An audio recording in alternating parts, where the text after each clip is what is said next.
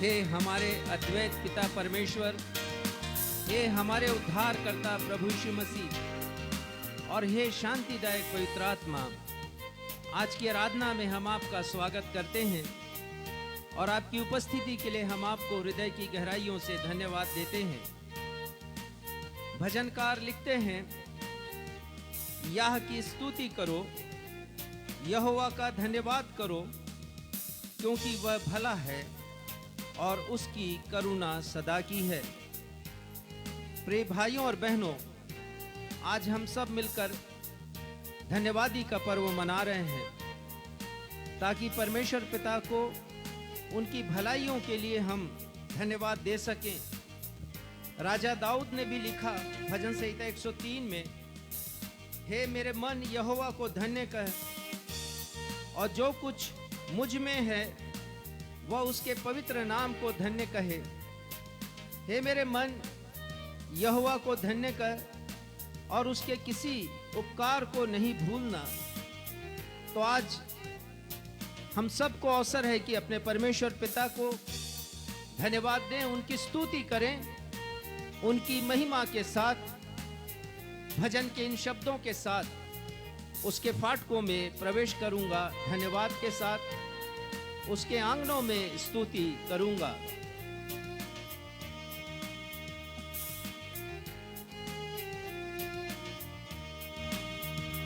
उसके फाटकों में प्रवेश करूंगा धन्यवाद के साथ, उसके आंगनों में स्तुति करूंगा।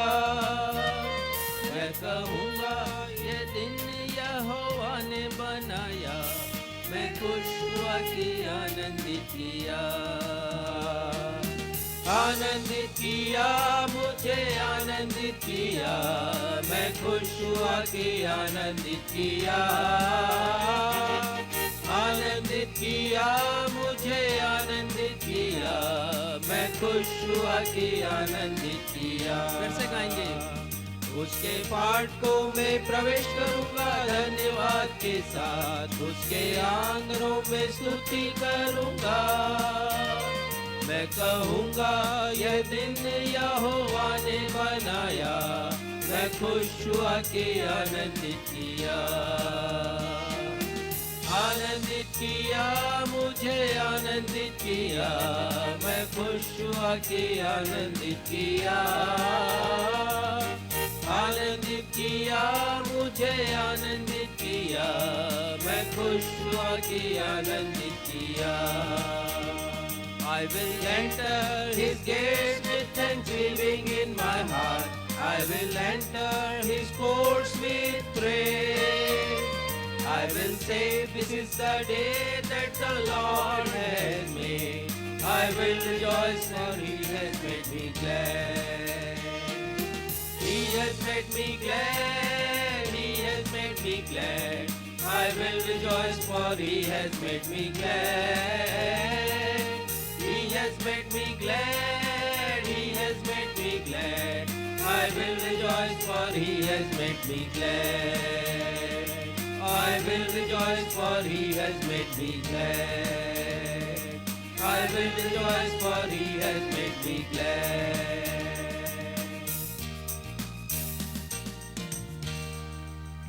नवजीवन इवेंजेलिकल चर्च की 173rd ऑनलाइन एवं ऑफलाइन आराधना में मैं आकांक्षा सक्षम मसीह आप सभी प्रभु भक्तों का अपने उद्धारकर्ता प्रभु यीशु मसीह के महान तथा सामर्थी नाम में स्वागत करती हूँ एवं आप सभी को जय यीशु, यीशु सहाय, शालोम, जय मसीह की और प्रेज द लॉर्ड कहती हूँ। Praise the Lord.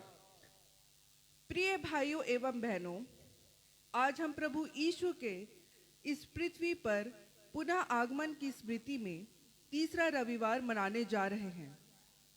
आज हमारे पास्टर साहब परमेश्वर पिता को प्रभु यीशु मसीह के इस पृथ्वी पर प्रथम आगमन को स्मरण करते हुए प्रभु यीशु रूपी अनमोल तथा अवर्णनीय उपहार के लिए धन्यवाद का दीप प्रज्वलित कर कृतज्ञता को प्रकट करेंगे।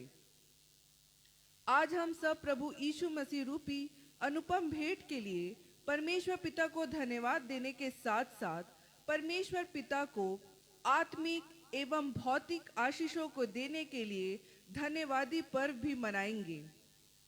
धन्यवादी पर्व मनाने की शुरुआत आज से 400 वर्ष पूर्व अमेरिका में प्रारंभ हुई थी, जब वहां के लोगों ने परमेश्वर पिता को यूरोप के देशों से समुद्र की कठिन यात्रा को पूरी कर अमेरिका देश में सुरक्षित पहुंचने पर मनाया था।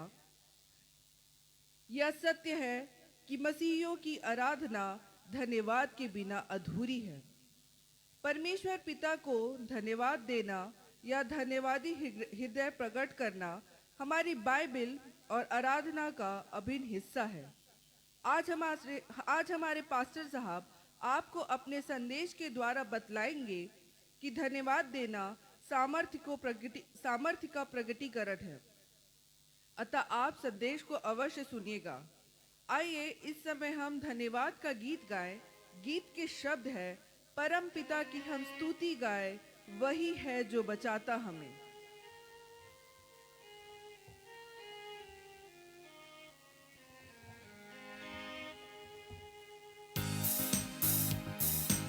जी हाँ भाइयों और बहनों, हम हर पल हर क्षण परमेश्वर पिता को धन्यवाद दें उस सुरक्षा के लिए जिसे परमेश्वर पिता हमें प्रदान करते हैं। वो हमें बचाने वाले परमेश्वर हैं, वो हमारे पापों को क्षमा करने वाले परमेश्वर हैं और हमें चंगाई देने वाले परमेश्वर हैं। इसलिए इस गीत के लेखक कहते हैं कि हम परमेश्वर को धन्यवाद दें। आइए इस गीत को गाकर आज के धन्यवादी पर्व को हम प्रारंभ करें। परम पिता की हम स्तुति गाएं। परम पिता की हम स्तुति गाएं, वो ही है जो बचाता हमें। परम पिता की हम स्तुति गाएं, वो ही है जो बचाता हमें। सारे पापों को करता क्षमा, सारे रोगों को करता चंगा। परम पिता की हम स्तुति गाएं, वही है जो बचाता हमें।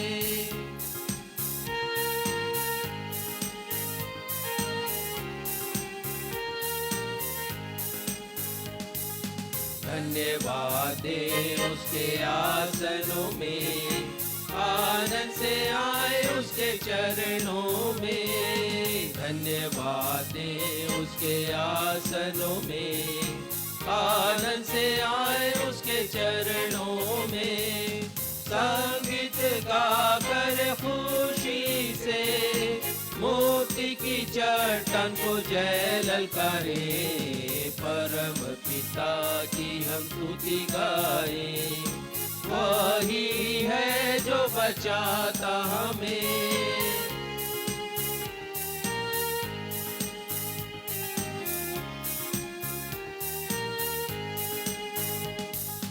वही हमारा है परम पिता, तरस खाता है सर्व सदा। वही हमारा है परम पिता, तरस खाता है सर्व सदा। पूरब से पश्चिम है जितनी दूर, उतनी ही दूर किए हमारे गुनाह। परम पिता की हम स्तुति गाएं, वो ही है जो बचाता हमें।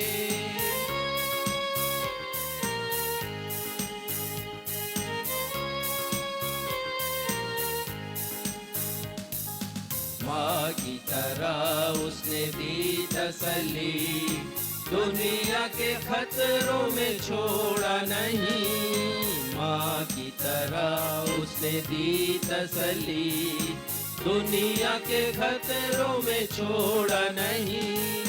खालिस दूध कलाम का दिया और दी हमेशा की जिंदगी। परम पिता की हम स्तुति गाए। वही है जो बचाता हमें।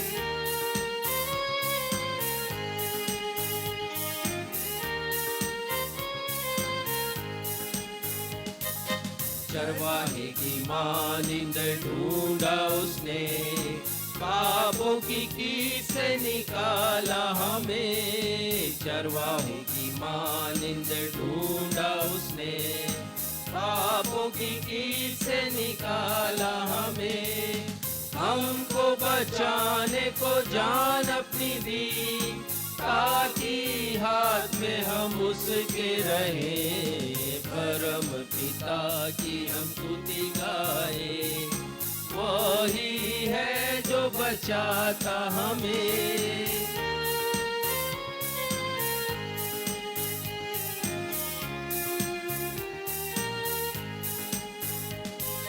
घोंसले को बार बार तोड़कर उसने, चाहा किसी के हम उड़ना उसे। घोंसले को बार बार तोड़कर उसने, चाहा किसी के हम उड़ना उसे। परों पर उठाया उकाब की तरह, ताकि हमको चोट न लगे। परम पिता की हम स्तुति गाए। वही है जो बचाता हमें। सारे पापों को करता क्षमा, सारे रोगों को करता चंगा। परम पिता की हम स्तुति गाए। वही है जो बचाता हमें।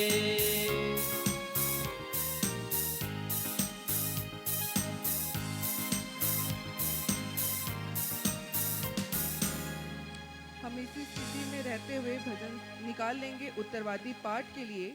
भजन संहिता अध्याय 98 पद 1 से लेकर 9 तक एवं अध्याय 100 जिसे पढ़ने में अगुवाई मिस्टर सक्षम मसीह करेंगे।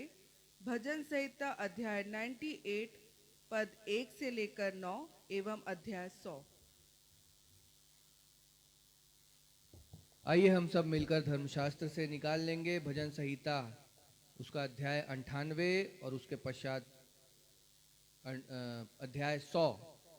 और जैसा कि हमारा दस्तूर रहा है, हम इन दोनों अध्यायों को उत्तरवादी की रीति से पढ़ लेंगे और अंत में 100वें अध्याय के 5वें पद को हम सब साथ में मिलकर के पढ़ लेंगे। पहले हम पढ़ेंगे भजन संहिता 98 और उसके पश्चात 100। यहोवा के लिए एक नया गीत गाओ, क्योंकि उसने आश्चर्य कर्म किए हैं। उसके दाहिने हाथ और पवित्र भुजा ने उसके लिए उद्धार किया है। यहोवा के लिए अपना उद्धार प्रकाशित किया। उसने अन्य जातियों की दृष्टि में अपना धर्म प्रकट किया है। उसने इस्राएल के घराने पर की अपनी करुणा और सच्चाई की सुधि ली, और पृथ्वी के सब दूर दूर देशों ने हमारे परमेश्वर का किया हुआ उद्धार देखा है। हे सारी पृथ्वी के लोगों, यहोवा का जय जयकार करो, उत्साह पूर्वक जय जयकार करो और भजन गाओ। वीणा बजाकर यहोवा का भजन गाओ, वीणा बजाकर भजन का स्वर सुनाओ।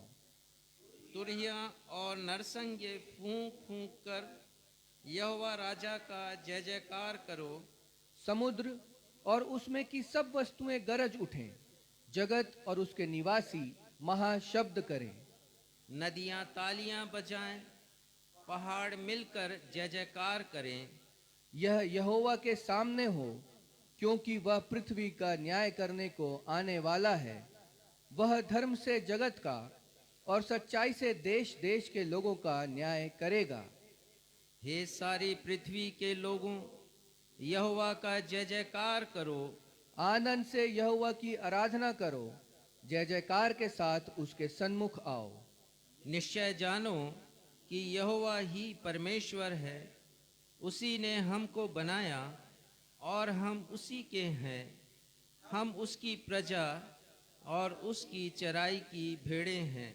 उसके फाटकों से धन्यवाद और उसके आंगनों में स्तुति करते हुए प्रवेश करो, उसका धन्यवाद करो और उसके नाम को धन्य कहो, क्योंकि यहोवा भला है, उसकी करुणा सदा के लिए और उसकी सच्चाई पीढ़ी से पीढ़ी तक बनी रहती है। यह सत्य और जीवित परमेश्वर का सत्य और जीवित वचन है। ये उस परमेश्वर का वचन है जो न्याय करने के लिए एक बार फिर से बादलों पर आने वाले हैं। परमेश्वर पिता अपने इस वचन के पढ़े जाने, सुने जाने और समझे जाने पे हम में से हर एक को अपनी बहुतायत की आशीषों से परिपूर्ण करें। हम सब कहें आमीन। आमीन। अब हमारे पास्टर साहब को अवसर होगा जब वे धन्यवाद का दीप प्रज्वलित कर परमेश्वर पिता को प्रभु यीशु रूपी उपहार के लिए परमेश्वर पिता को धन्यवाद देंगे। दीप प्रज्वलित करने के पश्चात वे हमें कलीसियाई सूचनाओं से अवगत कराएंगे। सूचनाओं के पश्चात वे हम सभी के लिए मध्यस्थता की प्रार्थना करेंगे। यदि आपके पास कोई प्रार्थना अनुरोध हो तो आप उसे फेसबुक के कमेंट बॉक्स में लिखकर हमें भेज दीजिए, हम आपके लिए प्रार्थना करेंगे। जैसा आपने सुन लिया कि आज आगमन का तीसरा रविवार है और आज हम प्रभु यीशु मसीह के दूसरे आगमन के स्मरण में प्रतीक्षारत रहने और आत्मिक रूप से सजग बने रहने के लिए तीसरा दीप धन्यवाद के रूप में प्रज्वलित करेंगे। और इस दीप को प्रज्वलित कर, जो कि धन्यवाद का दीप है, हम परमेश्वर पिता को प्रभु यीशु मसीह के लिए धन्यवाद देंगे, जो संपूर्ण मानव जाति के लिए अनुपम और अवर्णनीय भेंट है।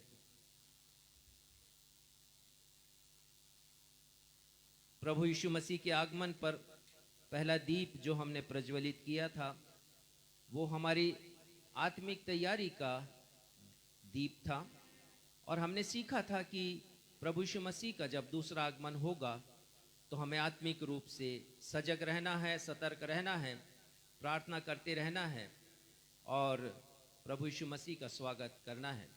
दूसरा दीप हमने प्रज्वलित किया था कि हमें प्रभु यीशु मसीह के दूसरे आगमन की बाट जोहना है। और आज तीसरा दीप हम प्रज्वलित करेंगे और ये दीप धन्यवाद का दीप होगा।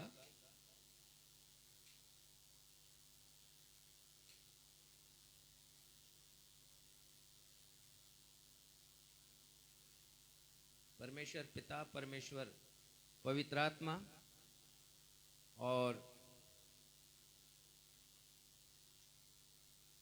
परमेश्वर प्रभु यीशु मसीह के नाम से हम ये धन्यवाद का दीप प्रज्वलित करते हैं।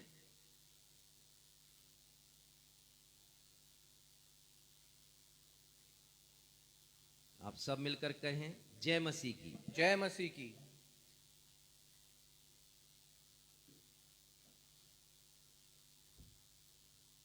नवजीवन इवेंजलिकल चर्च की 173वीं ऑन एवं ऑफलाइन आराधना में मैं आप सभी का जो कलीसिया में है और अपने दर्शकों का जो अभी इस समय अपने टेलीविज़न के सामने है या मोबाइल के समक्ष हैं, आप सभी का मैं स्वागत करता हूं और आप सभी को मैं प्रेज द लॉर्ड कहता हूं।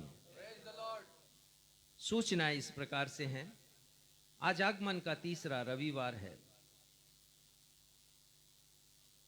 और इस रविवार को हम धन्यवादी रविवार के रूप में मना रहे हैं। आज हम सब परमेश्वर पिता को न सिर्फ प्रभु यीशु मसीह रूपी भेंट के लिए धन्यवाद देंगे, परंतु परमेश्वर प्रदत्त भौतिक एवं आत्मिक आशीषों के लिए भी धन्यवाद हम देंगे। बाइबल कहती है कि परमेश्वर भला है। The God of the Bible is a good God. वो भले परमेश्वर हैं और तमाम उम्र हमारे जन्म से लेकर हमारी मृत्यु तक हमारी भलाइयां करते हैं। तो आज ये दिन है कि हम परमेश्वर की भलाइयों के लिए परमेश्वर को धन्यवाद दें। और सबसे बड़ी भलाई जो परमेश्वर ने की है कि वो स्वयं मानव बन गए प्रभु यीशु मसीह के रूप में। प्रभु यीशु मसीह के आगमन के चौथे रविवार अर्थात 18 दिसंबर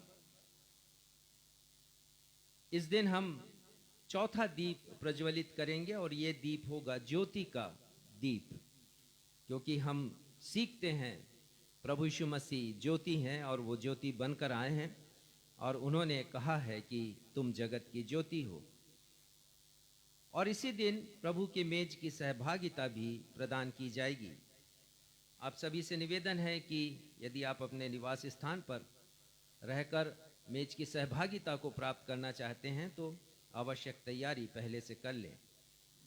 दिनांक 17 दिसंबर शनिवार को झुग्गी बस्तियों में रहने वाले और भिक्षावृत्ति पर आश्रित लोगों के साथ हम 22वां क्रिसमस का पर्व मनाएंगे। मैं अनुरोध करता हूं कि आप हमारे इस बड़े आयोजन को जो वर्ष में एक बार हम करते हैं उनके साथ, इसके पहले कि हम अपना क्रिसमस मनाएं, हम उनके साथ क्रिसमस मनाते हैं और इस प्रकार हम अपने बड़े दिन के पर्व को, क्रिसमस को अर्थपूर्ण बनाते हैं, मीनिंगफुल हम बनाते हैं।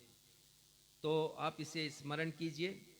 बिलासपुर शहर के विभिन्न बस्तियों में रहने वाले करीब 300 से 350 लोगों को हम एकत्रित किया करते हैं, जिसमें से बहुत से लोग कुष्ठ पीड़ित हैं, बहुत से लोग दिव्यांग हैं, बहुत से लोग एकल जिंदगी जीते हैं, सीनियर सिटीजन हैं, बहुत सी महिलाएं हैं जो परित्यक्त हैं, जो कि बस्तियों में रहती हैं, और ऐसे सभी लोग जो कि लाचार हैं, बेबस हैं, हेल्पलेस हैं, ऐसे लोगों के साथ हम बड़ा दिन का पर्व मनाते हैं।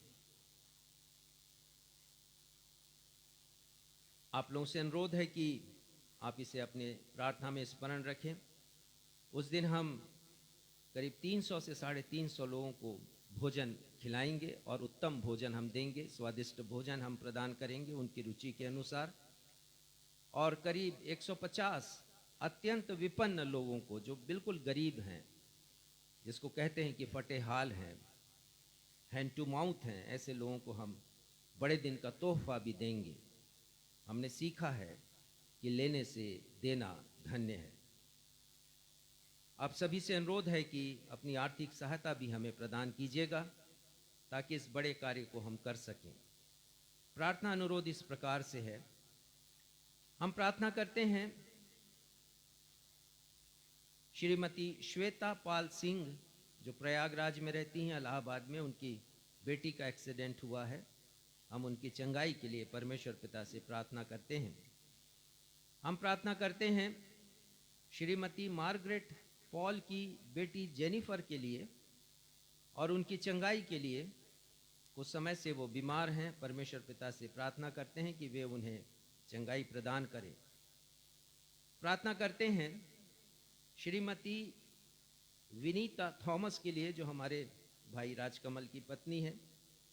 कुछ दिनों से वे भी बीमार हैं, हाई ब्लड प्रेशर के कारण और शुगर लेवल बढ़ जाने के कारण। परमेश्वर पिता से प्रार्थना है कि वे उन्हें चंगाई प्रदान करें। हम प्रार्थना करते हैं प्रोफेसर अविनाश लाल के फादर इन लॉ के लिए। वो चिंताजनक स्थिति में है, आरबी अस्पताल में भर्ती हैं। प्रार्थना करते हैं कि परमेश्वर पिता उन पर कृपा प्रकट करें और चंगाई प्रदान करें। नवजीवन इवेंजलिकल चर्च, हमारे चर्च कोसीर के पास्टर डीहू मार्डिकल आज 3 दिवसीय बाइबल अनुवाद करने के प्रशिक्षण शिविर में सिकंदराबाद जा रहे हैं। हमारे ये पास्टर छत्तीसगढ़ी भाषा के बहुत अच्छे जानकार हैं और छत्तीसगढ़ी भाषा में बहुत से अनुवाद करते हैं। फिलहाल वो पुराने नियम का अनुवाद कर रहे हैं। तो इस प्रशिक्षण कार्य को में भाग लेने के लिए वो सिकंदराबाद जा रहे हैं। हम उन्हें अपनी प्रार्थनाओं में स्मरण रखें। बहन रेखा का परिवार प्रभु यीशु मसीह को जानने पाए, ये कृपा परमेश्वर पिता उनके परिवार पर करें। नवजीवन इवेंजलिकल चर्च बिलाईगढ़ की कलीसियाओं में क्रिसमस का पर्व आनंद उल्लास और भक्ति के साथ मनाया जाए, ऐसी प्रार्थना हम परमेश्वर पिता से करते हैं। पास्टर बलराम के लिए प्रार्थना करते हैं, जो विषम परिस्थितियों में रहकर प्रभु की सेवकाई कर रहे हैं। हम प्रार्थना करते हैं कि एक अच्छी गवाही उनके जीवन से निकले, जिससे जो विषम परिस्थितियां हैं वो दूर हो सकें और जो शत्रु हैं वो मित्र बन सके। धन्यवाद के विषय इस प्रकार हैं। हम अपने प्रिय भाई मिस्टर मनोहर और उनकी पत्नी श्रीमती प्रिस्किल्ला करकेट्टा को, जो रायपुर में रहते हैं, धन्यवाद देते हैं। बहुत अच्छा उदाहरण उन्होंने प्रस्तुत किया है। हमारे शहर के विपन्न लोगों के लिए प्रतिवर्ष वो पिछले 20 वर्षों से एक बड़ी राशि हमें भेजते हैं कि हम उन्हें पुरस्कृत कर सकें, बड़े दिन के अवसर पर बड़े दिन का तोहफा दे सकें। तो हम धन्यवाद देते हैं नवजीवन इवेंजलिकल चर्च की ओर से और नवजीवन सेवा समिति की ओर से उनके द्वारा दी गई इस भेंट के लिए। वो रिटायर हैं लेकिन फिर भी वो अपना कंट्रीब्यूशन देना नहीं भूलते। परमेश्वर पिता उन्हें और उनके परिवार को अपनी आशीषों से परिपूर्ण करे। हम धन्यवाद देते हैं मिसेस वर्णित और मिस्टर वर्णित और मिसेस श्वेता सिंह के लिए। उन्होंने जब अपनी बेटी का बर्थडे मनाया और जो उन्हें गिफ्ट्स मिले हैं, कैश मिला है, वो पूरा उन्होंने दे दिया कि हम गरीबों की मदद कर सकें। साथ ही साथ वो अपना मंथली कंट्रीब्यूशन भी हमें देते हैं बिना चूके। परमेश्वर पिता उन्हें, उनके परिवार को, उनके माता पिता को, उनकी बेटी शिफा को अपनी आशीषों से परिपूर्ण करे। हम धन्यवाद देते हैं सुश्री शांतिलाल को, सुश्री उषा रानी को, उनके भाई श्री धर्मेंद्र दास को उनके द्वारा दी गई भेंटों के लिए। धन्यवाद देते हैं भाई सुंदर मसीह को, बेटे आशु दास को, मिस्टर सुरेश और मिसेस किरण हंटर को, मिस्टर जसवंत और मिसेस डारकस सिंह को, मिस्टर इज़राइल और मिसेस कमलेश जेकब को, मिस्टर हिचकिएल एवं सरिता मसीह को, मिसेस अनीता पीटर्स को, मिसेस हेमलता जॉन को, मिस्टर राजकमल एवं उनकी पत्नी श्रीमती विनीता थॉमस को, भाई रामलाल और उनकी पत्नी मीना यादव को हम धन्यवाद देते हैं। साथ ही साथ साहू परिवार की 3 बेटियों के लिए धन्यवाद देते हैं, आकांक्षा, प्रियांजलि और उनके पुत्र अंकित साहू को धन्यवाद देते हैं, 2 बेटियों और 1 पुत्र को, कि वो अपने पॉकेट मनी से हमारे कुष्ठ रोगी भाइयों के लिए, बहनों के लिए हमेशा अपना सहयोग, आर्थिक सहयोग प्रदान करते हैं। परमेश्वर पिता इन बच्चों को अपनी बेशुमार आशीषों से परिपूर्ण करे। हम धन्यवाद देते हैं मिस्टर पीटर खालको को और उनकी पत्नी श्रीमती अर्चना खालको को एवं डॉक्टर राजेश बघेल तथा उनके परिवार को, जिन्होंने आर्थिक सहयोग प्रदान किया है। इस सप्ताह भी हम कुछ परिवारों में भ्रमण करेंगे और आप सभी से अनुरोध है कि आप हमें अपनी सहायता प्रदान करें ताकि हम अपने इस बड़े कार्य को कर सकें। साथ ही एक और बड़ा कार्य है कि हम एक कलीसिया भवन का भी निर्माण कर रहे हैं और आपसे बार बार हम अनुरोध करते हैं, परमेश्वर का पवित्र आत्मा आपकी अगुवाई करे कि आपकी भेंटों के द्वारा हम ऐसे बड़े कार्यों को कर सकें। हमारी कलीसिया में जो भी धनराशि आती है या हमें जो भी डोनेशन मिलता है उसका 100% हम ऐसे कार्यों में खर्च करते हैं। परमेश्वर को धन्यवाद देते हैं उस दर्शन के लिए जिसे परमेश्वर ने हमें दिया है। आइए हम परमेश्वर पिता से प्रार्थना करें और अपने निवेदनों को उनके सन्मुख रखें। हे हमारे पिता, हम आपको धन्यवाद देते हैं। आज हम सब यहाँ पर एकत्रित हैं।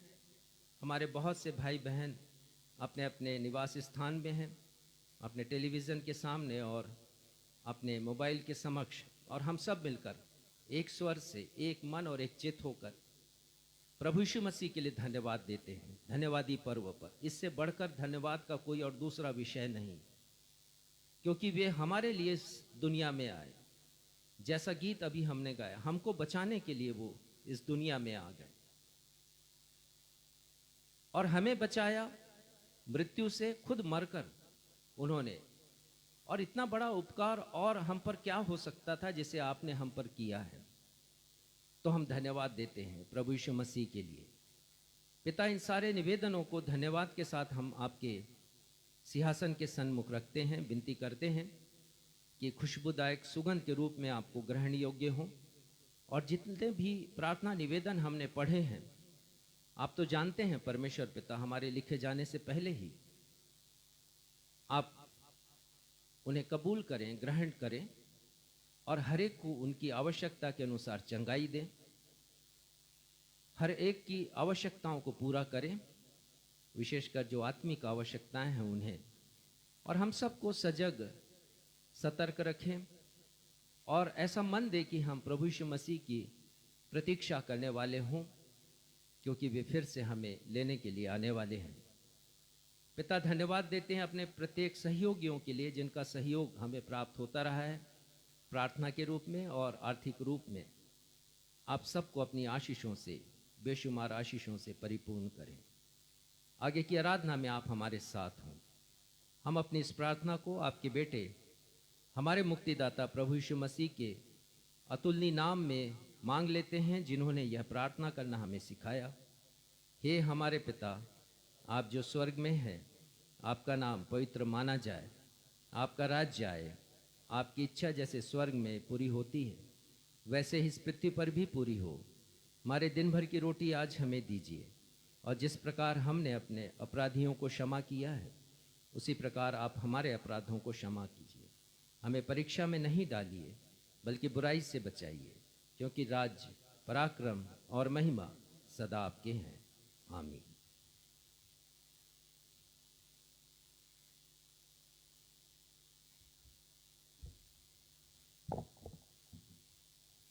अब हम सभी के लिए अवसर होगा जब हम परमेश्वर पिता के द्वारा प्रदत्त आशीषों को स्मरण करते हुए अपनी अपनी भेंटों तथा धन्यवादी भेंटों को अर्पित करेंगे। आज धन्यवादी पर्व का दिन है, अतः ध्यान दीजिए कि हमें ना सिर्फ अपनी भेंटों को परंतु अपने आप को भी प्रभु की सेवा के लिए अर्पित करना है। यदि हमारे ऑनलाइन दर्शक भी अपने धन्यवादी भेंटों को हमारी कलीसिया के द्वारा किए जा रहे सेवा के कार्यों, परमेश्वर के राज्य के विस्तार या कलीसिया भवन के निर्माण के लिए देना चाहे तो उनका स्वागत है। वे कृपया हमारे पास्टर साहब से संपर्क कर सकते हैं। आइए हम अपनी भेंटों को अर्पित करते समय धन्यवादी हृदय के साथ इस लोकप्रिय गीत को गाएं, जिसके शब्द है, धन्यवाद के साथ स्तुति गाऊंगा, है यीशु मेरे खुदा, उपकार तेरे हैं बेशुमार, कोटि कोटि स्तुति धन्यवाद।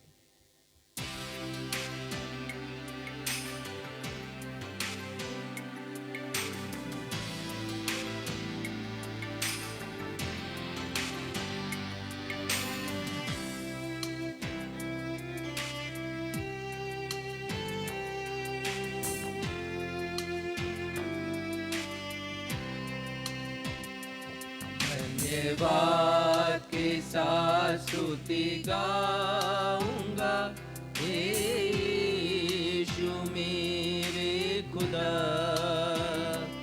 उपकार तेरे हैं बेशुमार, कोटि कोटि स्तुति धन्यवाद।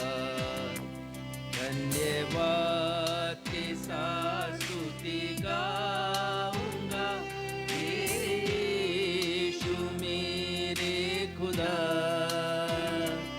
उपकार तेरे हैं बेशुमार, कोटि कोटि स्तुति धन्यवाद।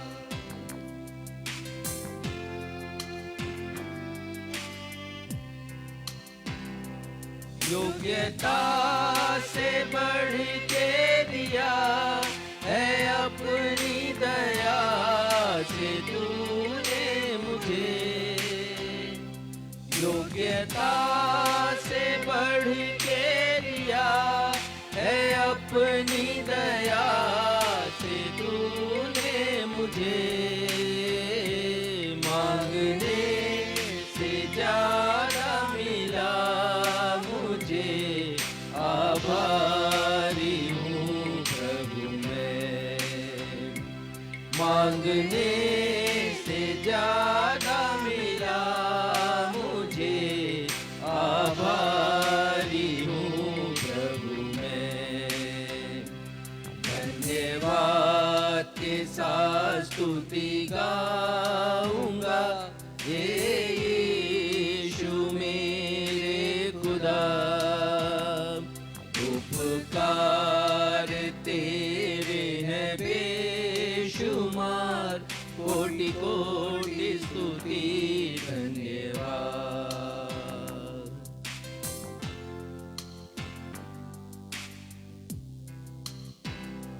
तू है सच्चा जिंदा खुदा, है तुझ पर ही भरोसा मेरा। तू है सच्चा जिंदा खुदा, है तुझ पर ही भरोसा मेरा। सेवा पूरी करके पाऊं इनाम, प्रभु ऐसा दो वरदान। सेवा पूरी करके पाऊं इनाम, प्रभु ऐसा दो वरदान। धन्यवाद के साथ स्तुति गाऊंगा, हे यीशु मेरे खुदा। उपकार तेरे हैं बेशुमार, कोटि कोटि स्तुति धन्यवाद।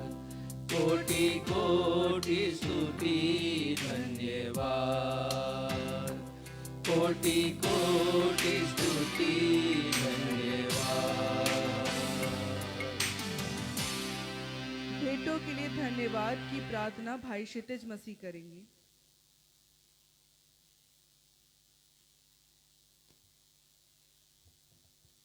आइए इन भेंटों को प्रतापी पिता परमेश्वर के चरणों में अर्पित करेंगे। हम सभी प्रार्थना में जाएंगे। महान जीवित अनुग्रहकारी पिता परमेश्वर, आराधना के इस समय जब हमने अपनी अपनी भेंटों एवं धन्यवादी भेंटों को आपके नाम से अर्पित किया, आपके चरणों की निकटता में आते हैं प्रेम पिता। और आज के विशेष दिन के लिए, विशेष आराधना के लिए हम आपको धन्यवाद देते हैं, जब हम धन्यवादी पर्व के रूप में इस आराधना को मना रहे हैं प्रेम पिता। जैसा हमने अभी गीत गाया, हमारी योग्यता से बढ़ कर के आपने हमें दिया है प्रेम पिता। हम तुच्छ और निकम्मे थे प्रेम पिता, पाप से घिरे हुए थे, परंतु आपके उस बड़े और बहुमूल्य भेंट के लिए हम धन्यवाद देते हैं जो प्रभु यीशु मसीह के रूप में इस संसार में आए प्रेम पिता, जिन्होंने हमें जीवन की राह दिखाई, जिन्होंने हमारी आंखों की ज्योति प्रदान की प्रेम पिता, हमारे पथ को प्रकाशित किया प्रेमी पिता, और हमें अनंत जीवन के द्वार तक लेकर के आए हैं प्रेमी पिता।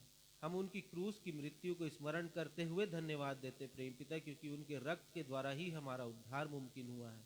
और यह जीवन प्रेमी पिता इस योग्य बनने पाया कि आपसे एक बंधन जुड़ने पाया प्रेमी पिता। हम धन्यवाद देते हैं उनके जीवन के लिए सर्वप्रथम प्रेमी पिता, उनके बलिदान के लिए धन्यवाद देते हैं कि आपने भी हमें एक ऐसा जीवन प्रदान किया है प्रेमी पिता, जिसे हम आपके डर और भय में गुजारने वाले हो सकते हैं। अपितु हम अपने रास्तों से भटक जाते हैं और इस संसार में समा जाते हैं प्रेम पिता, लेकिन फिर भी आपका पवित्र शास्त्र हमारे हाथों में है। पास्टर प्रचारक की अगुवाई हमारे पास है प्रेम पिता, जो हमें प्रकाशित करते रहती है, बार बार हमें अपने मार्गों पर स्थिर रहने की अगुवाई प्रदान करती है प्रेम पिता।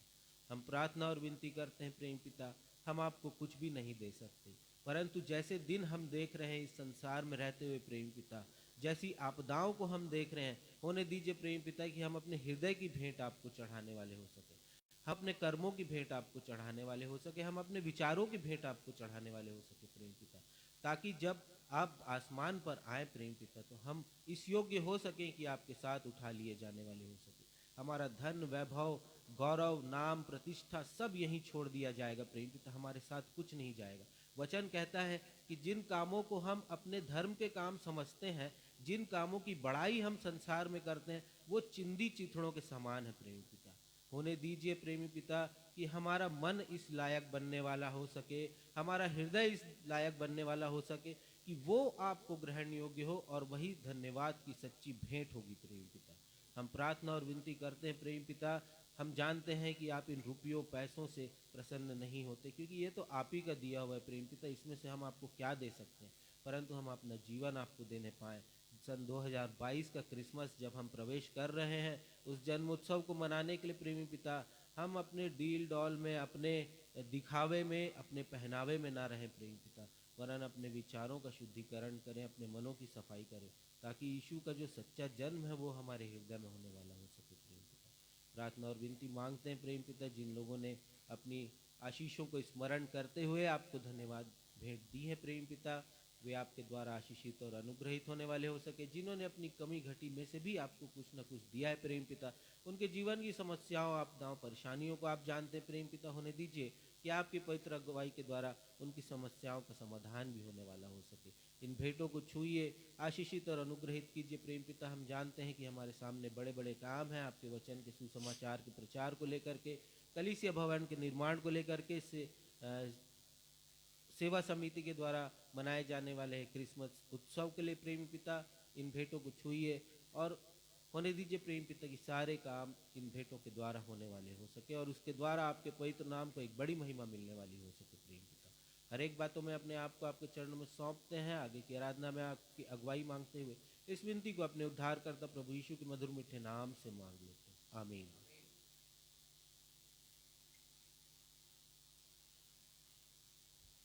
पवित्र शास्त्र बाइबल से पाठों का पठन। पहला पाठ पुराने नियम से उत्पत्ति अध्याय 29 पद 31 से लेकर 35 तक, जिसे पढ़ने में अगुवाई मैं करूंगी। दूसरा पाठ नए नियम से दूसरा कुरिन्थियों अध्याय 9 पद 10 से लेकर 15 तक, जिसे पढ़ने में अगुवाई बहन कवीना नाथ करेंगी। पहला पाठ उत्पत्ति अध्याय 29 पद 31 टू 35। जब यहोवा ने देखा कि लिया अप्रिय हुई, तब उसने उसकी कोख खोली, पर राहेल बांझ रही। अतः लिया गर्भवती हुई और उसका एक पुत्र उत्पन्न हुआ, और उसने यह कहकर उसका नाम रूबेन रखा, यहोवा ने मेरे दुख पर दृष्टि की है, अब मेरा पति मुझसे प्रीति रखेगा। फिर वह गर्भवती हुई और उसका एक पुत्र उत्पन्न हुआ। तब उसने यह कहा, यह सुन के कि मैं अप्रिय हूँ, यहोवा ने मुझे यह भी पुत्र दिया है। इसलिए उसने उसका नाम शिमोन रखा। फिर वह गर्भवती हुई और उसके एक पुत्र उत्पन्न हुआ, और उसने कहा, अब की बार तो मेरा पति मुझसे मिल जाएगा, क्योंकि उससे मेरे 3 पुत्र उत्पन्न हुए। इसलिए उसका नाम लेवी रखा गया।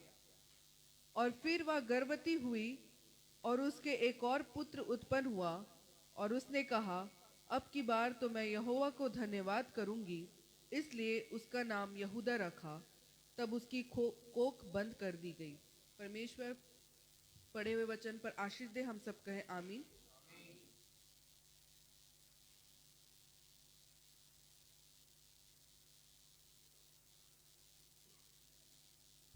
मैं आपके सामने पढ़ लूंगी। दूसरा कुरिन्थियों 9 उसका पद 10 से 15 तक। दूसरा कुरिन्थियों 9 पद 10 से 15 तक।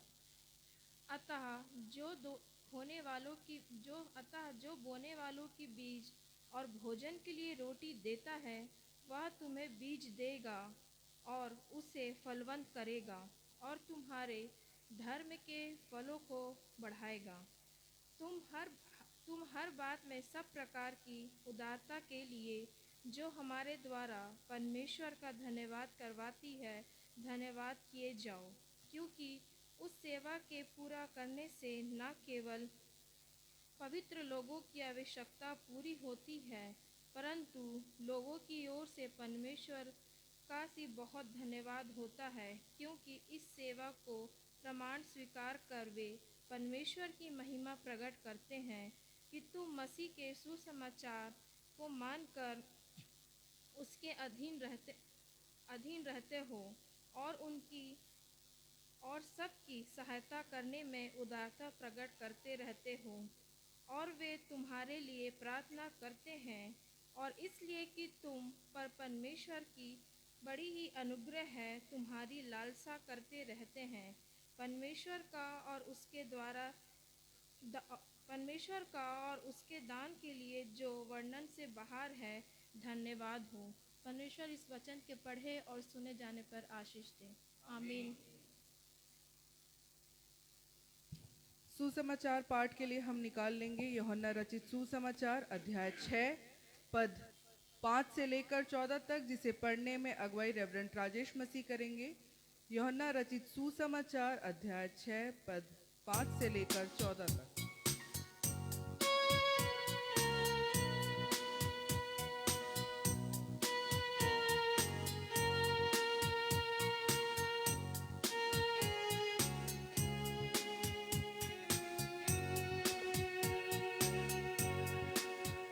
आज का सुसमाचार का पाठ यूहन्ना रचित सुसमाचार उसका 6वां अध्याय पद संख्या 5 से पद संख्या 14 तक।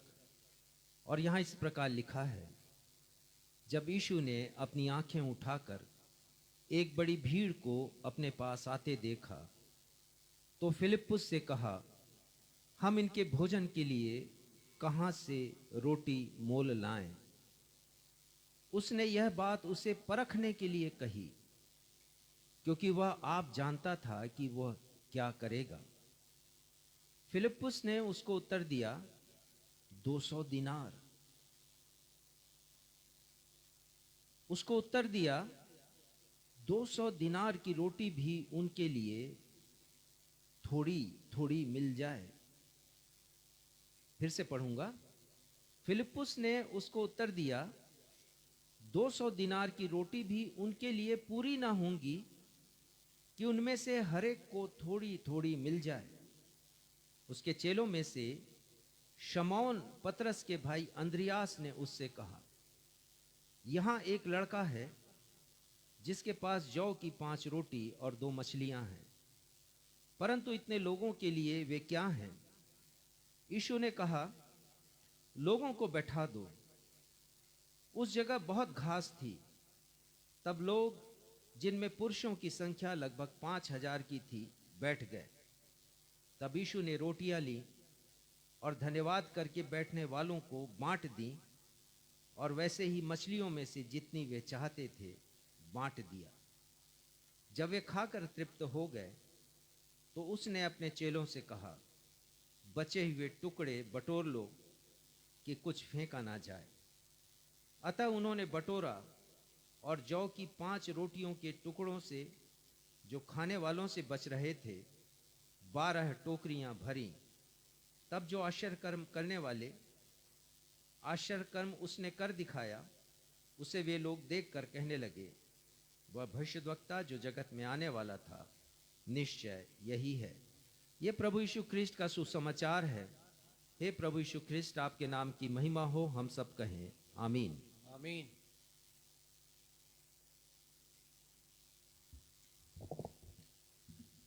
अब हम सभी के लिए सुनहरा समय होगा जब हम प्रभु यीशु के आगमन के तीसरे रविवार को धन्यवादी पर्व के अवसर पर परमेश्वर पिता के जीवित वचन से परमेश्वर पिता के अभिषिक्त सेवक रेवरेंड राजेश मसीह के माध्यम से आज का विशेष संदेश सुन लेंगे। संदेश का विषय है धन्यवादी होने की सामर्थ, the power of thanks giving. परंतु इसके पहले कि हम आज का संदेश सुने, धन्यवादी पर्व के दिन से संदेश से ताल्लुक रखता हुआ एक धन्यवाद का गीत गाएं जो हम सबको आता है। गीत के शब्द है, प्रभु का धन्यवाद करूंगा, उसकी संगति में सदा रहूंगा, साथ चलूंगा और जय जरूर पाऊंगा, प्रभु का धन्यवाद करूंगा।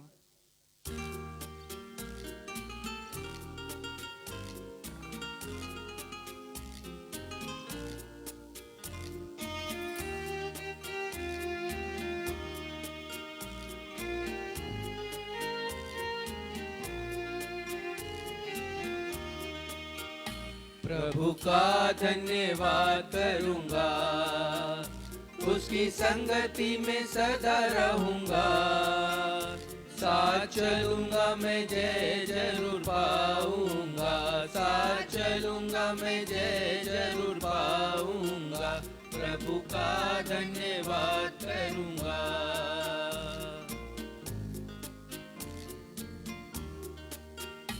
कितना अच्छा है वो, कितना धन्य है वो, यीशु ही मेरे जीवन का साथी। कितना अच्छा है वो, कितना धन्य है वो, यीशु ही मेरे जीवन का साथी। मेरी जरूरतों को पूरी करता है वो, कोई घटी नहीं मुझको। मेरी जरूरतों को पूरी करता है वो, कोई घटी नहीं मुझको। प्रभु का धन्यवाद करूंगा, उसकी संगति में सदा रहूंगा। साथ चलूंगा मैं जय जरूर पाऊंगा, साथ चलूंगा मैं जय जरूर पाऊंगा। प्रभु का धन्यवाद करूंगा।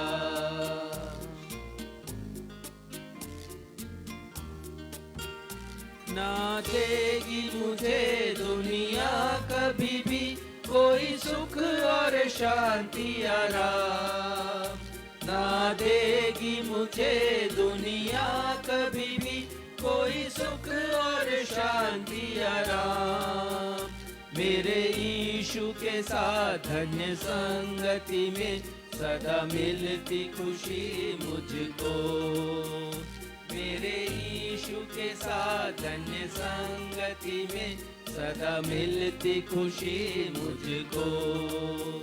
प्रभु का धन्यवाद करूंगा, उसकी संगति में सदा रहूंगा। साथ चलूंगा मैं जय जरूर पाऊंगा, साथ चलूंगा मैं जय जरूर पाऊंगा। प्रभु का धन्यवाद करूंगा।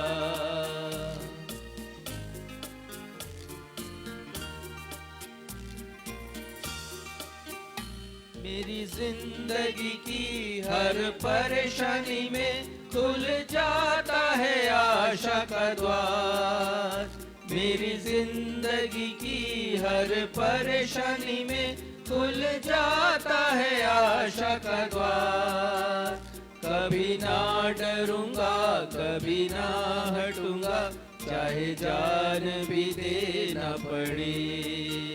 कभी ना डरूंगा, कभी ना हटूंगा, चाहे जान भी देना पड़े। प्रभु का धन्यवाद करूंगा, उसकी संगति में सदा रहूंगा। साथ चलूंगा मैं जय जरूर पाऊंगा, साथ चलूंगा मैं जय जरूर पाऊंगा। प्रभु का धन्यवाद करूंगा, प्रभु का धन्यवाद करूंगा, प्रभु का धन्यवाद करूंगा।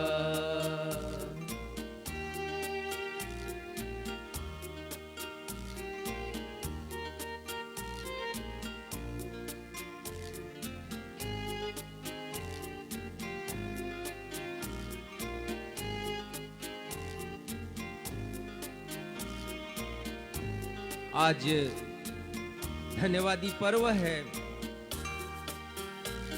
आज परमेश्वर पिता को हम सब बातों के लिए, चाहे वो जीवन का अच्छा दौर रहा हो या जीवन का बुरा दौर रहा हो, हम धन्यवाद देंगे।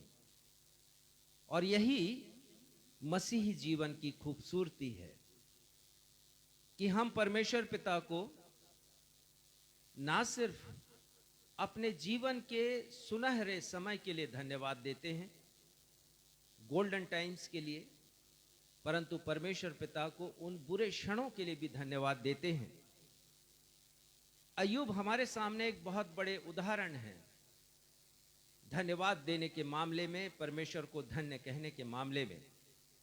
आप निकालिएगा अय्यूब पहला अध्याय और 21वां पद। जब उसके पास जो कुछ था वो सारा लुट गया, जब उसके बच्चों की मृत्यु हो गई और वो खाली हो गया जीवन में, तब उसने क्या कहा? पढ़िएगा अय्यूब 1:21। मैं अपनी माँ के पेट से नंगा निकला और वहीं नंगा लौट जाऊंगा। यहोवा ने दिया और यहोवा ही ने लिया, यहोवा का नाम धन्य है। यहोवा ने दिया, यहोवा ने लिया, यहोवा का नाम धन्य हो। जय मसीह की। जय मसीह। अपने बुरे दिनों में अय्यूब परमेश्वर की स्तुति करते हैं, उन्हें धन्य कहते हैं, उन्हें धन्यवाद देते हैं। कितनी अद्भुत शिक्षा हमें परमेश्वर के वचन से मिलती है। जीवन के अच्छे दौर के लिए तो हर कोई धन्यवाद देता है, लेकिन उन बुरे समयों के लिए, उन विषम परिस्थितियों के लिए जिनसे होकर हम गुजरते हैं, हमें अवश्य धन्यवाद देना चाहिए। उन असफलताओं के लिए जो हमारे जीवन में आती हैं, उस समय जबकि हम बीमार होते हैं, उस समय जबकि धोखे से कोई हमारे धन को ले लेता है, उस समय भी जब एक्सीडेंट हमारा हो जाता है, क्योंकि हर बातों में एक गहरी शिक्षा है। शिक्षा है हमारे आत्मिक जीवन के लिए। और परमेश्वर का वचन कहता है हर बातें मिलकर भलाई ही को उत्पन्न करती हैं। उस समय भी जब हमारे परिवार का कोई प्रियजन, कोई जवान बेटा हमसे हमेशा के लिए ले लिया जाता है। मसीहियों की आराधना धन्यवाद के बिना अधूरी है। परमेश्वर पिता को धन्यवाद देना हमारे गीतों, हमारी प्रार्थना और हमारी भक्ति का प्रमुख हिस्सा है। जब हम सुबह उठते हैं तो परमेश्वर पिता को रात्रि की मीठी नींद के लिए हम धन्यवाद देते हैं। प्रति सुबह जब परमेश्वर नया दिन हमें दिखाते हैं, हमें तरोताजगी से परिपूर्ण करते हैं, हम परमेश्वर पिता को धन्यवाद देते हैं। जब भी हम भोजन करते हैं तो बिना धन्यवाद दिए परमेश्वर पिता को हम भोजन ग्रहण नहीं करते हैं। और रात में जब हम सोते हैं तो परमेश्वर पिता को धन्यवाद देकर हम सोते हैं। यह मसीही जिंदगी है। यह मसीही जिंदगी धन्यवाद देने की जिंदगी है। धन्यवाद के बिना एक मसीही का जीवन, एक मसीही की स्तुति और एक मसीही की भक्ति नीरस है और मृतप्राय है। आज धन्यवादी पर्व के दिन हमारे चिंतन और मनन का विषय है धन्यवादी होने की सामर्थ। आज मुझे और आपको यह जानना है, यह जानने की आवश्यकता है कि जब हम धन्यवाद देते हैं तो परमेश्वर की सामर्थ हम पर प्रकट होती है। जय मसीह की। The power of being thankfulness. The power of being thankfulness. धन्यवादी होने की सामर्थ। जब हम परमेश्वर के उपकारों के प्रति कृतज्ञता जाहिर करते हैं तब वे हमें आत्मिक रीति से अपनी सामर्थ प्रदान करते हैं।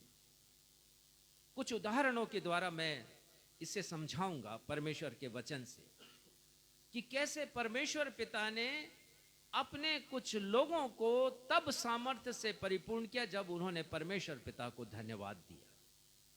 धन्यवाद दिया, चाहे वो बुरा दौर हो, चाहे वो अच्छा दौर। क्योंकि बुरे दौर में भी हम परमेश्वर पर विश्वास करना सीखते हैं। कठिन परिस्थितियों में, बुरे दौर में हम धीरज रखना सीखते हैं। राजा दाऊद ने धन्यवादी होने की सामर्थ को जाना और उन्होंने भजन संहिता 103 लिखा। उसके पहले 2 पद तो बहुत ही ज्यादा मनमोहक हैं, मन को छूने वाले पद हैं। पहला और दूसरा पद हम सभी को स्मरण होगा, और यदि आप याद नहीं कर पाए हैं तो याद कर लीजिए। ये बहुत अच्छे पद हैं और ये पदों के द्वारा वो कहता है, हे मेरे मन यहोवा को धन्य कह। और उसके बाद क्या लिखा है? और जो कुछ मुझ में है, वॉट एवर इज इन मी, जो कुछ मुझ में है वह उसके पवित्र नाम को धन्य कहे। स्तुति करें परमेश्वर की और धन्यवाद दें हम। दाऊद के जीवन में जितनी कठिन परीक्षाएं आई हैं, जितना कठिन समय आया है, वो बहुत कम लोगों के जीवन में ऐसा समय आता है। पर दाऊद ने धन्यवाद देना सीखा है।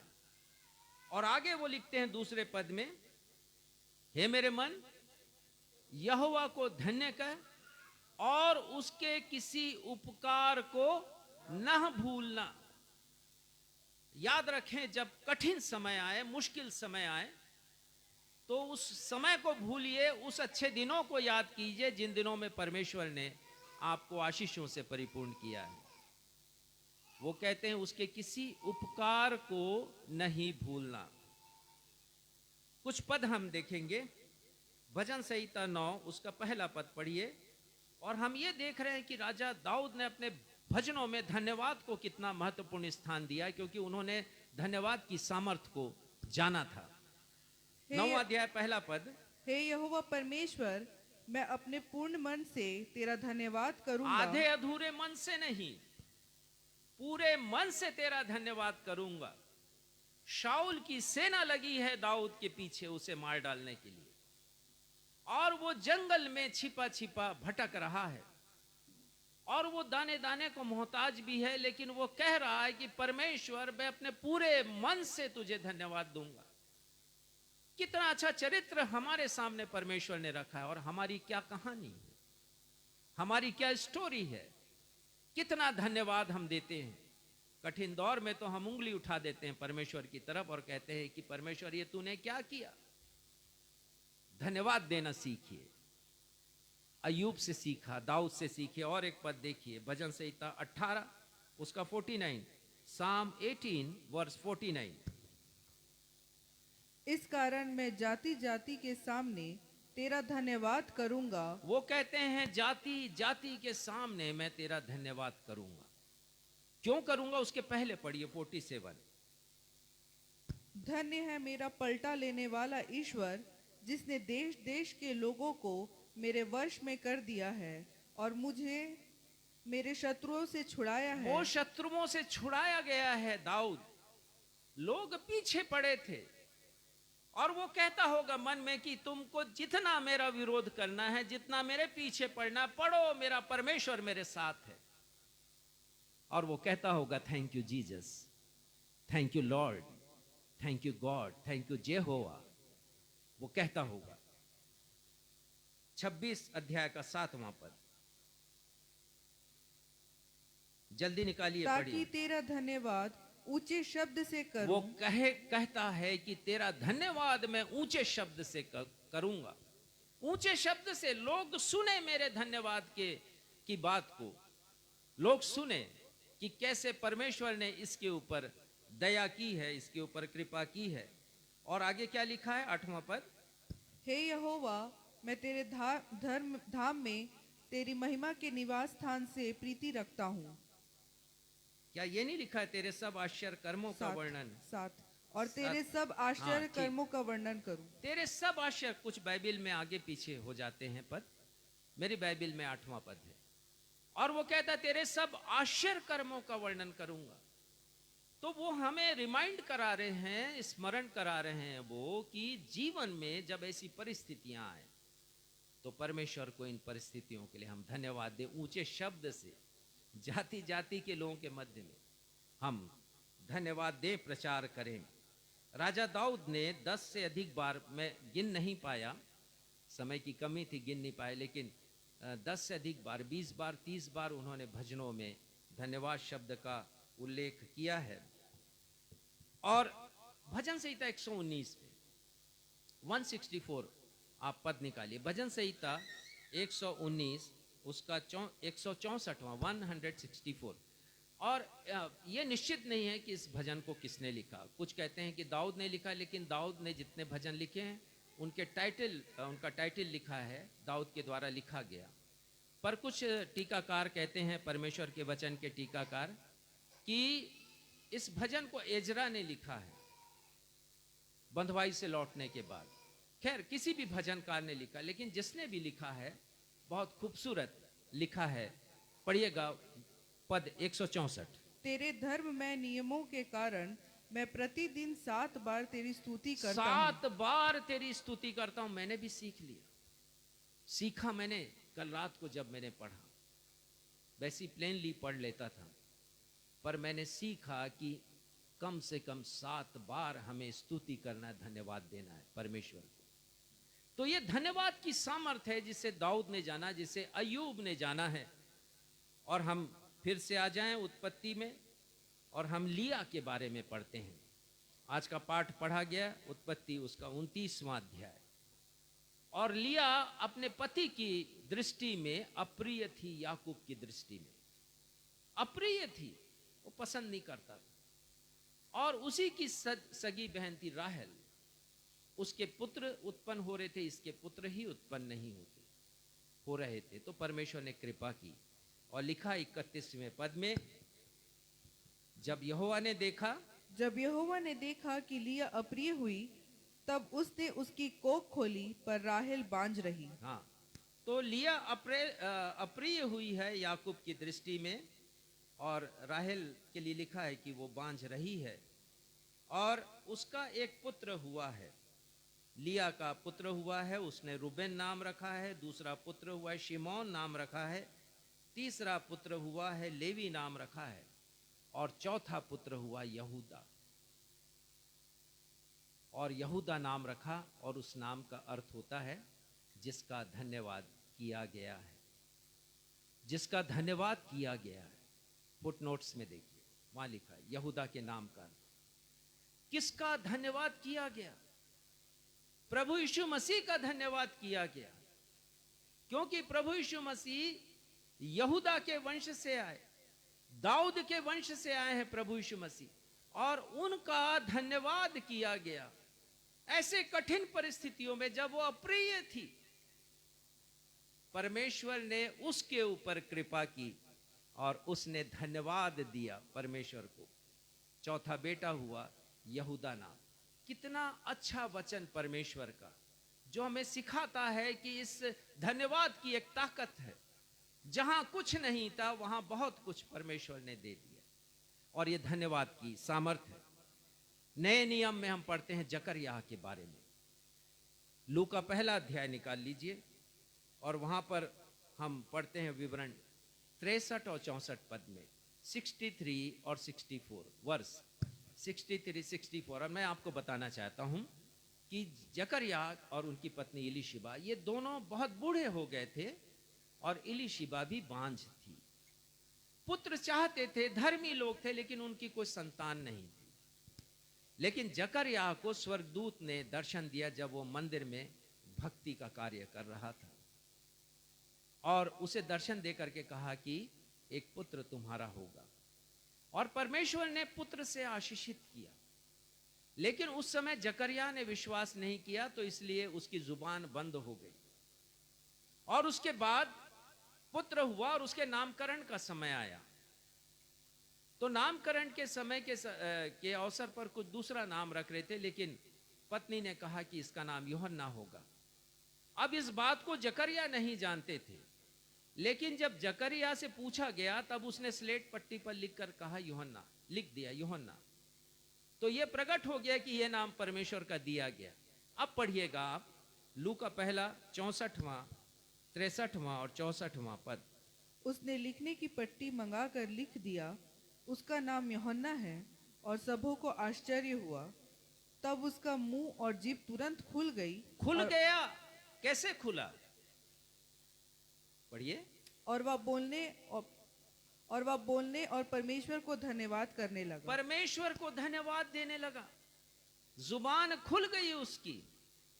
और यदि आप सोचते हैं कि आपको ठीक से बोलना नहीं आता, आप अपनी बात अच्छी तरह नहीं कह पाते हैं, तो धन्यवाद देना शुरू कीजिए। जकरयाह के जीवन से हम सीखते हैं धन्यवाद की एक और सामर्थ्य हम देखते हैं, और उस सामर्थ्य का प्रदर्शन किया शिमोन ने। पढ़िएगा लूका का ही दूसरा अध्याय, उसके 28वें पद को पढ़िएगा। तो उसने उसे अपनी गोद में लिया। और किसे अपनी गोद में लिया? शमौन ने। जब शमौन ने देखा कि प्रभु यीशु मसीह 40 दिन के हैं, माता पिता लेकर के आए हैं परमेश्वर के मंदिर में, तो उसने देखा और वो अचंभित हो गया।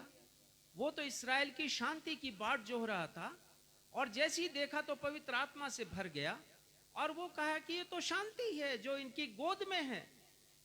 और वो कहते हैं, वो सोच रहे हैं कि तो मसीह है जो आने वाला था। तो शमौन ने यीशु को अपनी गोद में लिया और उसके बाद पढ़िए, और परमेश्वर का धन्यवाद करके कहा, परमेश्वर का धन्यवाद दिया उन्होंने। ये है धन्यवाद की शक्ति कि हम पहचानते हैं यीशु को।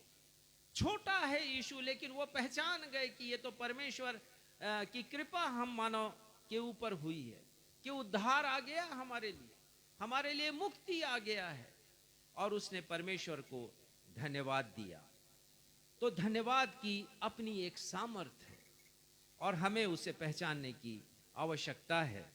और सबसे बड़ा ये जो सामर्थ्य है, मैंने जो सीखा है आपको बताना चाहता हूं, वो प्रभु यीशु मसीह ने प्रकट किया है। धन्यवादी होने की सामर्थ्य को, धन्यवादी होने की सामर्थ्य को, और प्रभु यीशु मसीह ने उसे प्रकट किया है। The power of being thankfulness. प्रभु यीशु मसीह ने भी धन्यवाद दिया 7 बार, 7 टाइम्स। सुसमाचारों में वर्णन है, आपके सामने बताना चाहूंगा। पढ़िएगा पहला मत्ती 11:25। प्रभु यीशु मसीह ने परमेश्वर पिता को धन्यवाद दिया। किस बात के लिए धन्यवाद दिया? अक्सर हम उपेक्षा करते हैं और हमें उपेक्षा करने की आवश्यकता नहीं है। प्रभु यीशु मसीह से सीखने की जरूरत है। पढ़िएगा मत्ती 11:25। उसी समय यीशु ने कहा, हे पिता, स्वर्ग और पृथ्वी के प्रभु, मैं तेरा धन्यवाद करता हूँ कि तू इन बातों को ज्ञानियों और समझदारों से छिपा रखा और बालकों पर प्रकट किया है। जय मसीह की कहिए। कितनी उपेक्षा करते हैं बच्चों की हम, लेकिन प्रभु यीशु मसीह ने इन बालकों के लिए, इन बच्चों के लिए परमेश्वर को धन्यवाद दिया और कहा कि तूने अपने स्वर्ग के राज्य की बातों को ऐसे पृथ्वी के ज्ञानियों से छिपा कर रखा, लेकिन बच्चों पर प्रकट किया। तो हम ध्यान दें कि हमारे परिवार में बच्चे हैं तो उनकी उपेक्षा ना करें। बताएं, परमेश्वर के वचन से उन्हें शिक्षा दें, परमेश्वर के बारे में बताएं, क्योंकि परमेश्वर अपने आप को प्रकट करते हैं बाल्यकाल से। और संत पौलुस ने लिखा तीमुथियुस के बारे में कि बाल्यकाल से वचन तेरा, परमेश्वर का वचन तेरा जाना हुआ है। बाल्यकाल से ही बच्चों को परमेश्वर के वचन की शिक्षा दे। और यही लिखा नीति वचन में, बच्चों को शिक्षा उस मार्ग की दे जिससे वो कभी भटकने ना पाए। प्रभु यीशु मसीह ने उपेक्षा नहीं की बच्चों, परमेश्वर को धन्यवाद दिया उन्होंने, क्योंकि वो जानते हैं कि धन्यवाद की सामर्थ अपनी जगह पर काम करती है। तो बच्चों को हम शिक्षित करें। दूसरी जगह स्थान पर हम देखते हैं, आज का सुसमाचार का पाठ हमने पढ़ा यूहन्ना 6:12। पढ़िएगा इसे, यूहन्ना 6:12। जब वे खाकर तृप्त हो गए तो उसने अपने चेलों से कहा, बचे हुए टुकड़े बटोर लो। नहीं, ये पद मैं कुछ और आपको बता दिया, शायद मैंने गलत लिख लिया। जो ये सही मैं बता रहा हूँ, 11 है क्या? हाँ, तब यीशु ने रोटियां ली और धन्यवाद करके बैठने वालों को बांट एक दी। बड़ी समस्या आ गई थी, क्योंकि हजारों की भीड़ थी प्रभु यीशु मसीह के पास। संख्या तो पुरुषों की 5,000, ऐसे कहते हैं करीब 20,000 लोग थे, बच्चे और वृद्ध पुरुष, महिलाएं सब मिलाकर 20,000 लोग। अब समस्या आ गई कि बड़ी भीड़ है, प्रभु यीशु मसीह के वचन को सुन रही है, और प्रभु यीशु मसीह ने महसूस किया कि ये भूखे हैं। तो व्यवस्था करने के लिए उन्होंने कहा, और उन्होंने कहा पतरस से उसको परखने के लिए। तो वो उन लोग बहाना बनाने लगे कि इतना रुपया पैसा लगेगा, विदा ही कर दीजिए प्रभु इनको। तो प्रभु यीशु मसीह ने कहा कि तुम दो इन्हें खाने के लिए। तो फिर कोशिश की जाती, पता चलता है कि एक लड़का है यहाँ पर, और कई टीकाकार कहते हैं कि वो मरकुस रहा होगा। खैर जो भी हो, उस लड़के के पास 5 जौ की रोटी और 2 मछलियां मिलती हैं, और वो प्रभु यीशु मसीह के हाथ में आता है। और लूका 9:16 में लिखा है, पढ़ेंगे नहीं लेकिन आपको बता रहा हूं, उन्होंने लिखा कि स्वर्ग की ओर देखकर प्रभु यीशु मसीह ने परमेश्वर को धन्यवाद दिया। यह है धन्यवाद की सामर्थ। रोटियां और मछलियां अपने हाथ में ली, उसे उठाया स्वर्ग की ओर, परमेश्वर को धन्यवाद दिया। परमेश्वर पिता, धन्यवाद देता हूं, ये थोड़ी सी मछलियां और थोड़ी सी रोटी मेरे हाथों में है और हजारों की भीड़ है। और फिर हम आश्चर्य कर्म को देखते हैं। लिखा है, रोटी तोड़ते हुए वो शिष्यों के हाथ में दिए, मछलियां देते गए और लोग तृप्त हो गए। 12 टोकरियां शेष भोजन की उठाई गई, कुछ भी व्यर्थ नहीं गया। यह है धन्यवाद की ताकत। एक और आश्चर्य कर्म प्रभु यीशु मसीह ने किया लोगों को भोजन प्रदान करने का, जिसका वर्णन मरकुस 8:6 में हमें मिलता है। और यहां पढ़ते हैं हम, 4000 लोगों की भीड़ है और वहां पर भी केवल 7 रोटियां और कुछ मछलियां हैं, और उस जगह पर भी परमेश्वर धन्यवाद देते हैं। पढ़िएगा। तब उसने लोगों को भूमि पर बैठने की आज्ञा दी और वे 7 रोटियां ली और धन्यवाद करके तोड़ी और अपने चेलों को धन्यवाद करके प्रभु यीशु मसीह ने तोड़ी।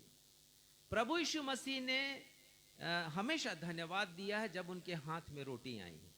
कुछ और संदर्भ हम बाद में देखेंगे। पर चौथी बात धन्यवाद देने की, प्रभु यीशु मसीह ने कब दिया? जब लाजर की मृत्यु हो गई। 4 दिन का शव वो कब्र में पड़ा हुआ है और कब्र के ऊपर एक बड़ा पत्थर है। प्रथा थी वहां पर शव को रख दिया जाता था कब्र के भीतर, लेप लगाकर, मम्मी बनाकर।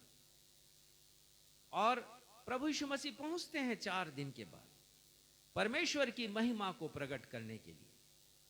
और वहां पर इसके पहले कि लाजर को, मृतक लाजर को जीवित करें, प्रभु यीशु मसीह धन्यवाद देते हैं। पढ़िएगा यूहन्ना 11 उसका वर्ष 41, 41वां पद। यूहन्ना 11 उसका 41वां पद। तब उन्होंने उस पत्थर को हटाया। यीशु ने आंखें उठाकर कहा, हे पिता, मैं तेरा धन्यवाद करता हूँ। हे पिता, मैं तेरा धन्यवाद करता हूं। और ये धन्यवाद की सामर्थ देखिए कि 4 दिन का मृतक लाजर जीवित हो गया। जय मसीह की। यह है धन्यवाद की सामर्थ। और आज मैं आपको बताना चाहता हूं कि धन्यवादी पर्व परमेश्वर को केवल धन चढ़ाने का नहीं होता है। जो सीखे हमने आज तक, इसके पहले वो हमारे मन में भर दिया गया कि धन्यवादी का पर्व है, धन लेकर के आ जाओ। लेकिन यदि मन हमारा ठीक हो, धन्यवाद से भरा हो, तो वैसे ही धन्यवादी हम चढ़ाएंगे। जय मसीह की। बोलने की जरूरत नहीं पड़ेगी कि 10% दो कि 5% दो। इतना बड़ा आश्चर्य कर्म, यह धन्यवाद की सामर्थ्य है। धन्यवाद की सामर्थ्य, the power of being thankfulness. अब देखिएगा 5वां धन्यवाद जो यीशु मसीह ने दिया, लूका 22 उसका 17वां पद। लूका 22 उसका 17वां पद पढ़िएगा। तब उसने कटोरा लेकर धन्यवाद किया। ये तब का वाक्यात है जब प्रभु यीशु मसीह अंतिम भोज के लिए अपने शिष्यों के साथ बैठे और उन्होंने प्रभु भोज की स्थापना की है।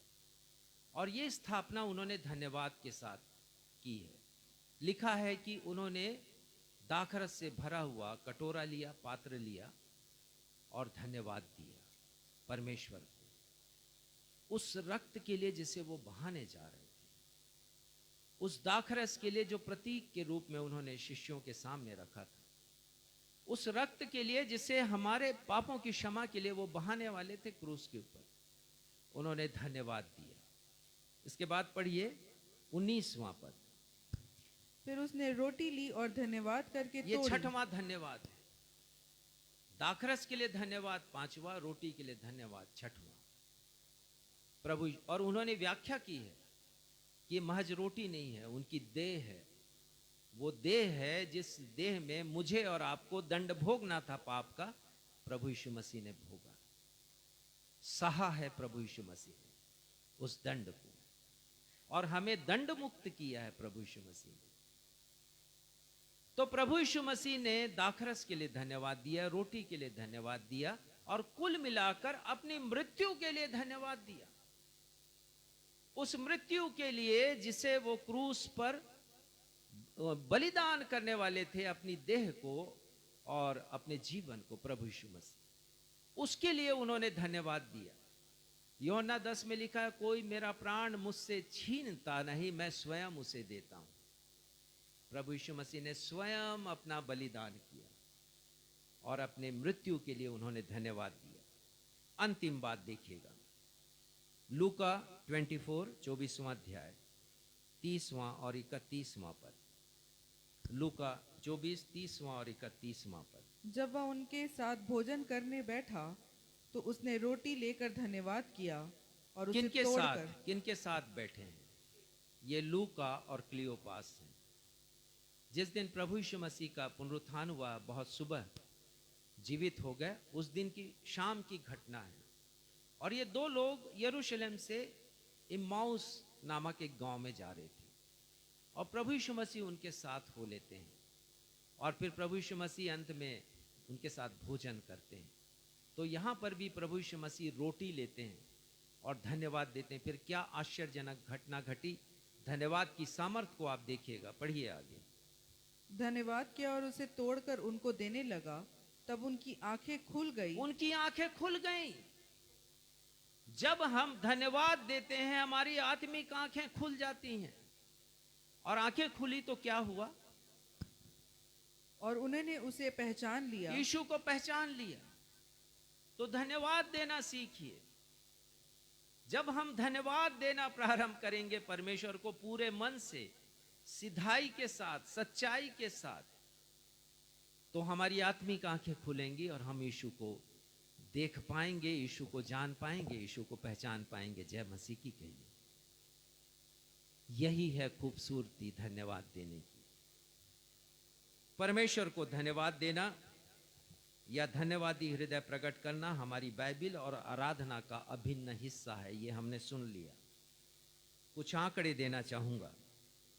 बाइबिल में धन्यवाद शब्द 194 टाइम्स, 194 बार आया है। 100, तो आप समझ सकते हैं कितना महत्वपूर्ण है धन्यवाद देना परमेश्वर को। पुराने नियम में 115 बार और नए नियम में 79 टाइम्स। सबसे अधिक धन्यवाद भजन संहिता में आया है, भजनों में 69 टाइम्स, 69 बार। और नए नियम में लूका वर्णन करते हैं अपने सुसमाचार में 11 बार, सबसे अधिक बार लूका ने धन्यवाद शब्द का प्रयोग किया है। और आज उनमें से कुछ मैंने बता दिया, कुछ और मैं आपको बताऊंगा। सबसे पहला धन्यवाद का उल्लेख तो हमने पढ़ लिया। लिया ने धन्यवाद दिया जब चौथे पुत्र का नाम उसने यहूदा रखा, तब उसने कहा कि जिसका धन्यवाद हुआ हो, यहूदा का नाम उन्होंने रखा। और हम देखते हैं कि उसी वंश से होकर दाऊद और फिर प्रभु यीशु मसीह आए हैं, यहूदा के वंश से। अंतिम उल्लेख हम पढ़ते हैं, पढ़ लीजिएगा, प्रकाशित वाक्य 11:17। प्रकाशित वाक्य 11:17 अंतिम उल्लेख है धन्यवाद का। यह कहने लगे, हे सर्वशक्तिमान प्रभु परमेश्वर जो है और जो था, हम तेरा धन्यवाद करते हैं। हम तेरा धन्यवाद करते हैं। सर्वशक्तिमान परमेश्वर जो था, जो है और जो आने वाला है। जय मसीह की। तो इसलिए हम परमेश्वर पिता को जो सर्वशक्तिमान है, कभी धन्यवाद देना ना भूलें। इस बात के लिए भी कि वो आने वाले हैं, वो आने वाले हैं, उनका आगमन फिर से होने वाला है।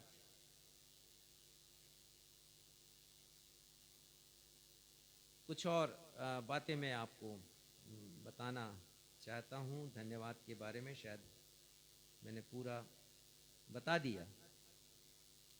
हमारी आराधना और भक्ति में स्तुति करना और धन्यवाद का दिया जाना महत्वपूर्ण है। इन दोनों का महत्वपूर्ण स्थान है। क्या महत्वपूर्ण स्थान है? धन्यवाद देना और स्तुति करना, या स्तुति करना और धन्यवाद। जैसा मैंने बताया आपको कि हमारी स्तुति, हमारी भक्ति, हमारी प्रार्थना बिना धन्यवाद के नीरस है और मृतप्राय है। कुछ उदाहरण देना चाहूंगा आपको। पहला इतिहास 16वां अध्याय, उसके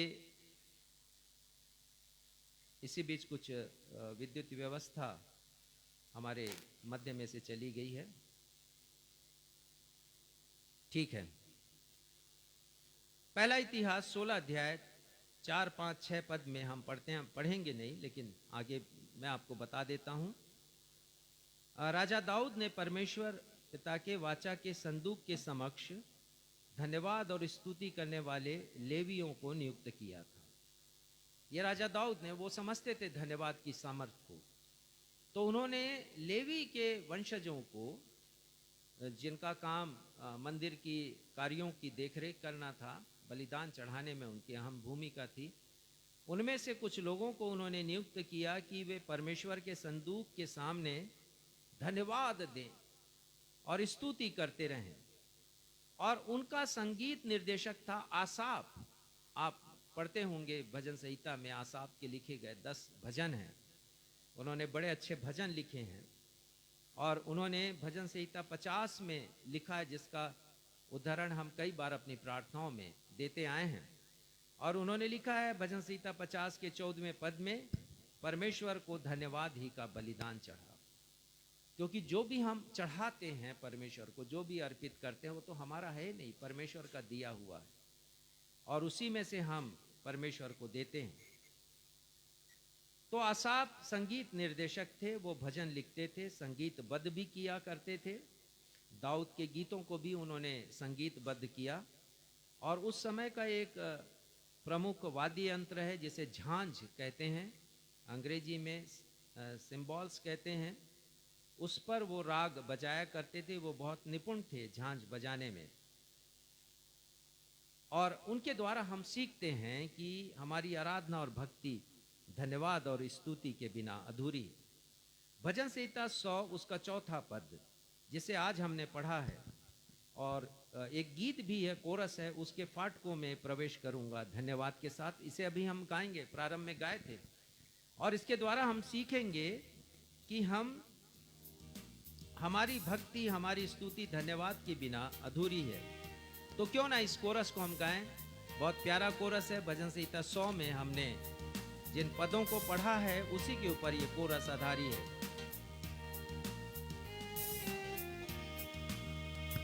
उसके फाटकों में प्रवेश करूंगा धन्यवाद के साथ, उसके आंगनों में स्तुति करूंगा। मैं कहूंगा यह दिन यहोवा ने बनाया, मैं खुश हुआ कि आनंदित किया। आनंदित किया, मुझे आनंदित किया, मैं खुश हुआ कि आनंदित किया। आनंदित किया, मुझे आनंदित किया, मैं खुश हुआ कि आनंदित किया।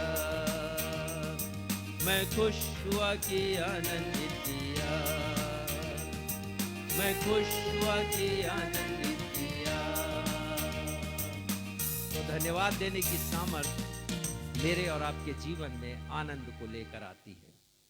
तो हमें धन्यवाद देने की सामर्थ को पहचानना है, भूलना नहीं है, उस पर मनन हमें करना है। क्योंकि जब धन्यवादी हम बनते हैं तो परमेश्वर की सामर्थ को देखते हैं। 3 बातों के द्वारा आज हम इस विषय को और अच्छी तरह समझेंगे। पहली बात जो हम सीखते हैं कि प्रभु यीशु मसीह हमारे धन्यवाद देने का या हमारे धन्यवादी होने का प्रमुख विषय होना चाहिए। दूसरा कुरिन्थियों 9वें अध्याय के 15वें पद में जिस पाठ को हमने पढ़ा है एपिसल्स में से, पत्रियों में से, देखिए बहुत महत्वपूर्ण है और आपकी बाइबल में इसे अंडरलाइन करके रख लीजिएगा। किस बात के लिए हमें धन्यवाद देना है, पौलुस किस बात के लिए धन्यवाद दे रहे हैं, और वो विषय मेरा और आपका होना है। कलीसियाओं से ये विषय विलुप्त हो गया है, तो हम धन्यवाद दें। पहली बात हम सीखते हैं कि प्रभु यीशु मसीह हमारे धन्यवादी होने का केंद्रीय हिस्सा होना चाहिए, सेंट्रल पॉइंट होना चाहिए। पढ़िएगा। परमेश्वर का उसके उस दान के लिए जो वर्णन से बाहर है धन्यवाद हो। परमेश्वर पिता को उस दान के लिए, कौन सा दान? प्रभु यीशु मसीह इस दुनिया में मेरे और आपके लिए एक तोहफे के रूप में, एक दान के रूप में, एक भेंट के रूप में है। मेरे और आपके लिए आए हैं वो इस दुनिया में। तो संत पौलुस कहते हैं उस दान के लिए जो अवर्णनीय है, वर्णन से बाहर है, परमेश्वर पिता को का धन्यवाद हो। और हमें धन्यवाद देने की आवश्यकता है परमेश्वर को अपने दिन प्रतिदिन के जीवन में प्रभु यीशु मसीह के लिए।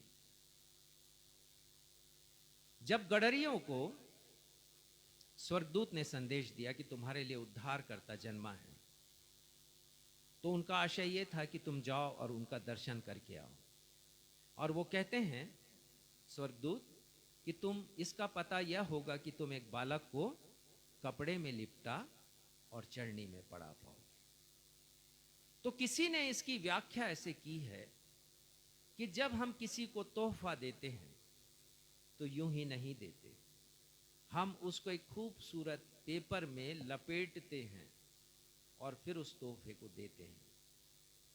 बहुत दिनों तक मैं भी सोचता था कि इस शब्द को लिखने की आवश्यकता क्यों पड़ी कि मरियम ने यीशु को कपड़े में लपेट कर चरनी में रखा।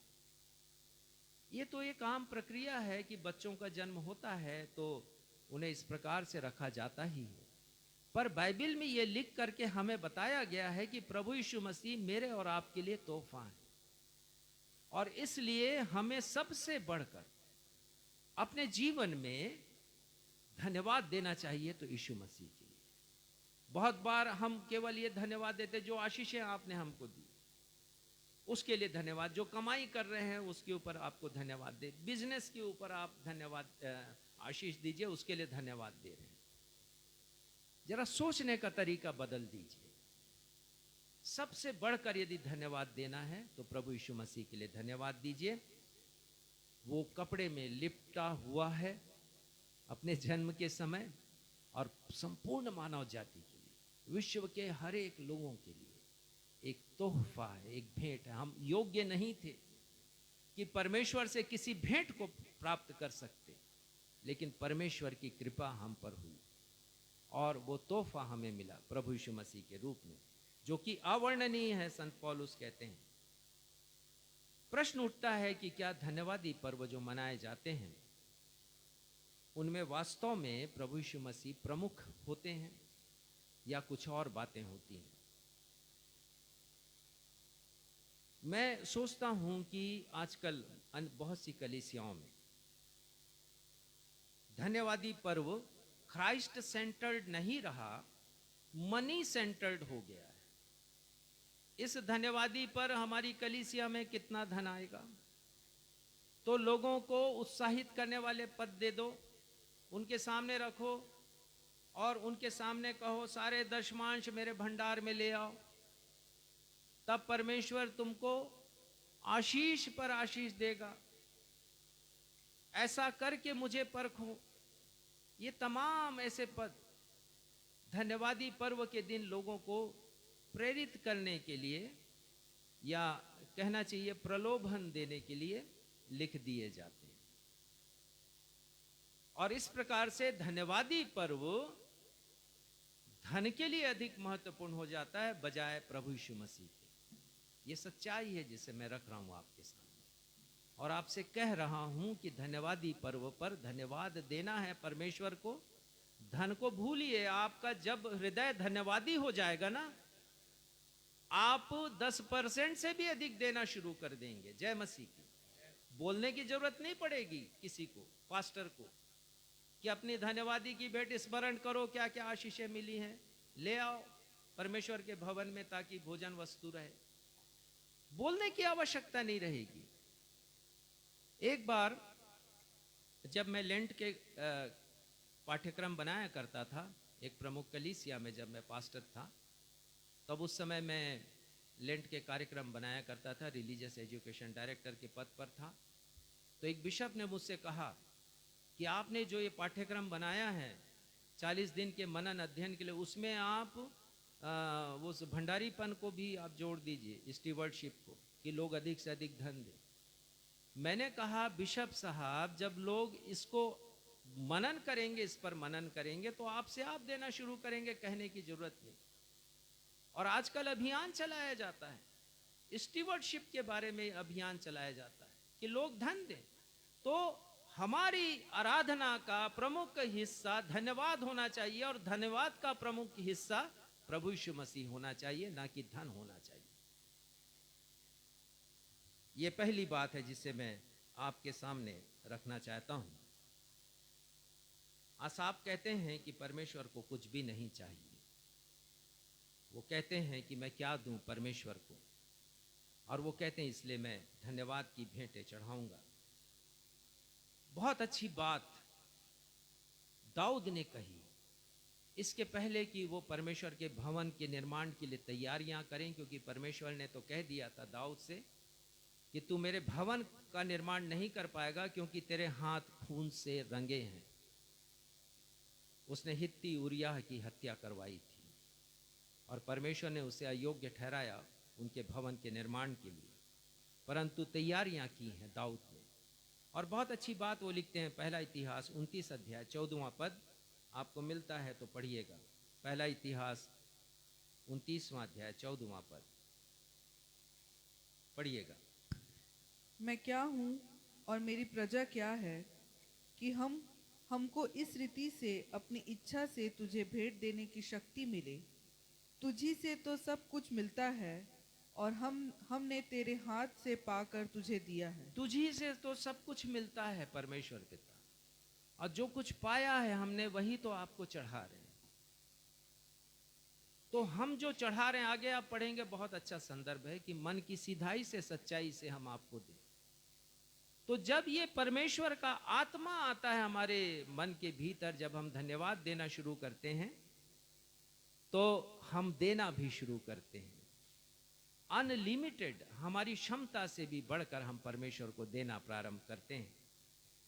दूसरी बात, पहली बात तो है कि प्रभु यीशु मसीह के लिए धन्यवाद दें। हमारे धन्यवाद का प्रमुख हिस्सा प्रभु यीशु मसीह होना चाहिए। और दूसरी बात यह है कि हमको परमेश्वर के लिए पापों की क्षमा के लिए धन्यवाद देना चाहिए, जिसके बारे में हम कभी सोचते भी नहीं। पापों की क्षमा के लिए कुछ भजन हैं जिसमें इस बात का उल्लेख है कि हमें अपनी पापों की क्षमा के लिए परमेश्वर को धन्यवाद, इससे बड़ा उपकार कोई हो नहीं सकता। पहला बड़ा उपकार प्रभु यीशु मसीह, दूसरा बड़ा उपकार हमारे पापों की क्षमा जो प्रभु यीशु मसीह के द्वारा हमें प्राप्त होती है। कुछ भजन को पढ़िएगा, भजन संहिता 86 उसका 5वां पद। भजन संहिता 86 उसका 5वां पद, जल्दी से पढ़िएगा। हे प्रभु तू भला और क्षमा करने वाला प्रभु है। तो हमारा प्रभु कैसा प्रभु है? अच्छा प्रभु है, भली भली वस्तुएं देता। हम उन्हीं के लिए धन्यवाद न दें, हम धन्यवाद दें कि परमेश्वर ने हमें हमारे पापों की क्षमा भी प्रदान की। पापों की क्षमा ये बड़ी बात है। जब तक पापों की क्षमा नहीं होगी परमेश्वर के पास हम कभी पहुंच नहीं सकते। ध्यान रखिएगा, ये बड़ा उपकार प्रभु यीशु मसीह ने किया, और ये क्षमा का रास्ता क्रूस से होकर जाता है, क्रूस से होकर, क्योंकि क्रूस पर यीशु मसीह ने अपना बलिदान किया है कि मुझे और आपको पापों की क्षमा मिले, रक्त बहाया है उन्होंने। एक और भजन देखिए, भजन संहिता 107 उसका पहला और दूसरा पद। यहोवा का धन्यवाद करो, क्योंकि वह भला है और उसकी करुणा सदा की है। हाँ, वो कहते हैं कि परमेश्वर का धन्यवाद करो, वो भला है, अच्छे परमेश्वर हैं, भलाई का काम करते हैं हमारे लिए, और उनकी करुणा सदा की। और उसके बाद दूसरा पद पढ़िएगा। यहोवा के छुड़ाए हुए ऐसा ही कहे, यहोवा के छुड़ाए हुए, जिनको परमेश्वर ने प्रभु यीशु मसीह में होकर छुटकारा प्रदान किया, वो मैं और आप हैं। हम छुड़ाए हुए लोग हैं, हमें छुटकारा मिला है, पापों से मुक्ति मिली है, क्षमा मिली। वो ऐसा ही कहें। क्या कहें? जो पहले पद में पढ़ा, यहोवा का धन्यवाद करो, परमेश्वर का धन्यवाद करें। और आगे क्या लिखा है? जिन्हें उसने शत्रु के हाथ से दाम देकर छुड़ा लिया है। जिन्हें उसने शत्रु के हाथ से, शत्रु कौन है? हमारा शैतान। उसके हाथ से, उसके दासत्व से, उसके आधिपत्य से प्रभु यीशु मसीह ने कीमत चुकाई है और हमें छुड़ाया है। इसीलिए हमें प्रभु यीशु मसीह को धन्यवाद देना है। जैसा मैंने कहा कि ये जो धन्यवाद इसलिए दें क्योंकि क्षमा का जो रास्ता है, पापों की क्षमा का, वो क्रूस से होकर जाता है। हम धन्यवाद दें। और भजन संहिता 103 पर आ जाएं फिर से। दाऊद ने भी धन्यवाद दिया परमेश्वर को।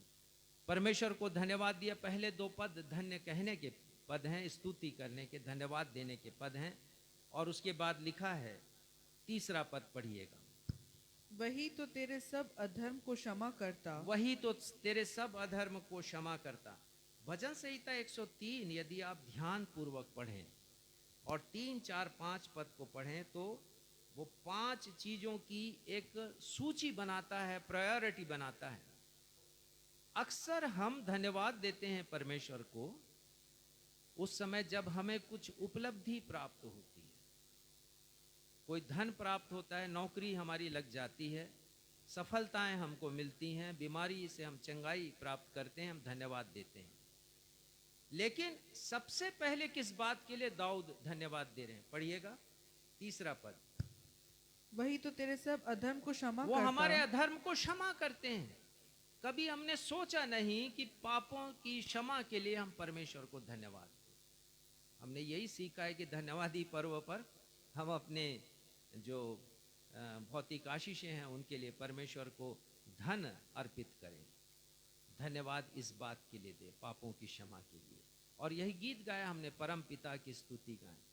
वही है जो बचाता हमें, सारे पापों को करता क्षमा। ये गीत मुझे बहुत पसंद है। उसके बाद आता है, सारे रोगों को करता चंगा।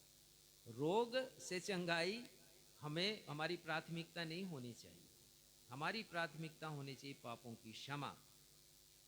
और ये गीत मुझे बहुत पसंद है इसीलिए क्योंकि उस लेखक ने लिखा है कि हमें हमारे पापों को वो क्षमा करते हैं।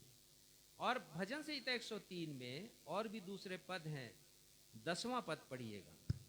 उसने हमारे पापों के अनुसार हमसे व्यवहार नहीं किया, इसलिए वो धन्यवाद दे रहे हैं। तो धन्यवाद की सामर्थ्य को जानिए कि परमेश्वर ने पापों की क्षमा हमें प्रदान की। यहाँ लिखा, पापों के अनुसार हमसे व्यवहार नहीं किया। और आगे लिखा, धर्म के कामों के अनुसार हमको बदला उन्होंने नहीं दिया है। परमेश्वर ने कभी बदला नहीं दे। ध्यान दीजिए, पुराने नियम में हम पढ़ते हैं कि छोटा सा पाप यदि किसी ने कर लिया, मृत्यु हो गई उसकी। लेकिन ये परमेश्वर की करुणा है, दया है, भलाई है कि हम जीवित हैं बड़े बड़े पाप करने के बाद भी। बदला नहीं लेते परमेश्वर। और 12वां पद पढ़िएगा। 12वां पद। उदयाचल अस्ताचल से जितनी दूर है, उसने हमारे अपराधों को हमसे उतनी ही दूर कर इतनी दिया ही है। दूर किया परमेश्वर ने। और कहते हैं ऐसा कि उदयाचल से अस्ताचल की दूरी आज तक कोई नाप नहीं पाया। कोई गणना नहीं है वैज्ञानिकों के पास कि उदयाचल जहां से सूर्य उदय होता है और अस्ताचल जहां वो ढलता है सूर्य, उसकी वास्तविक दूरी कितनी है।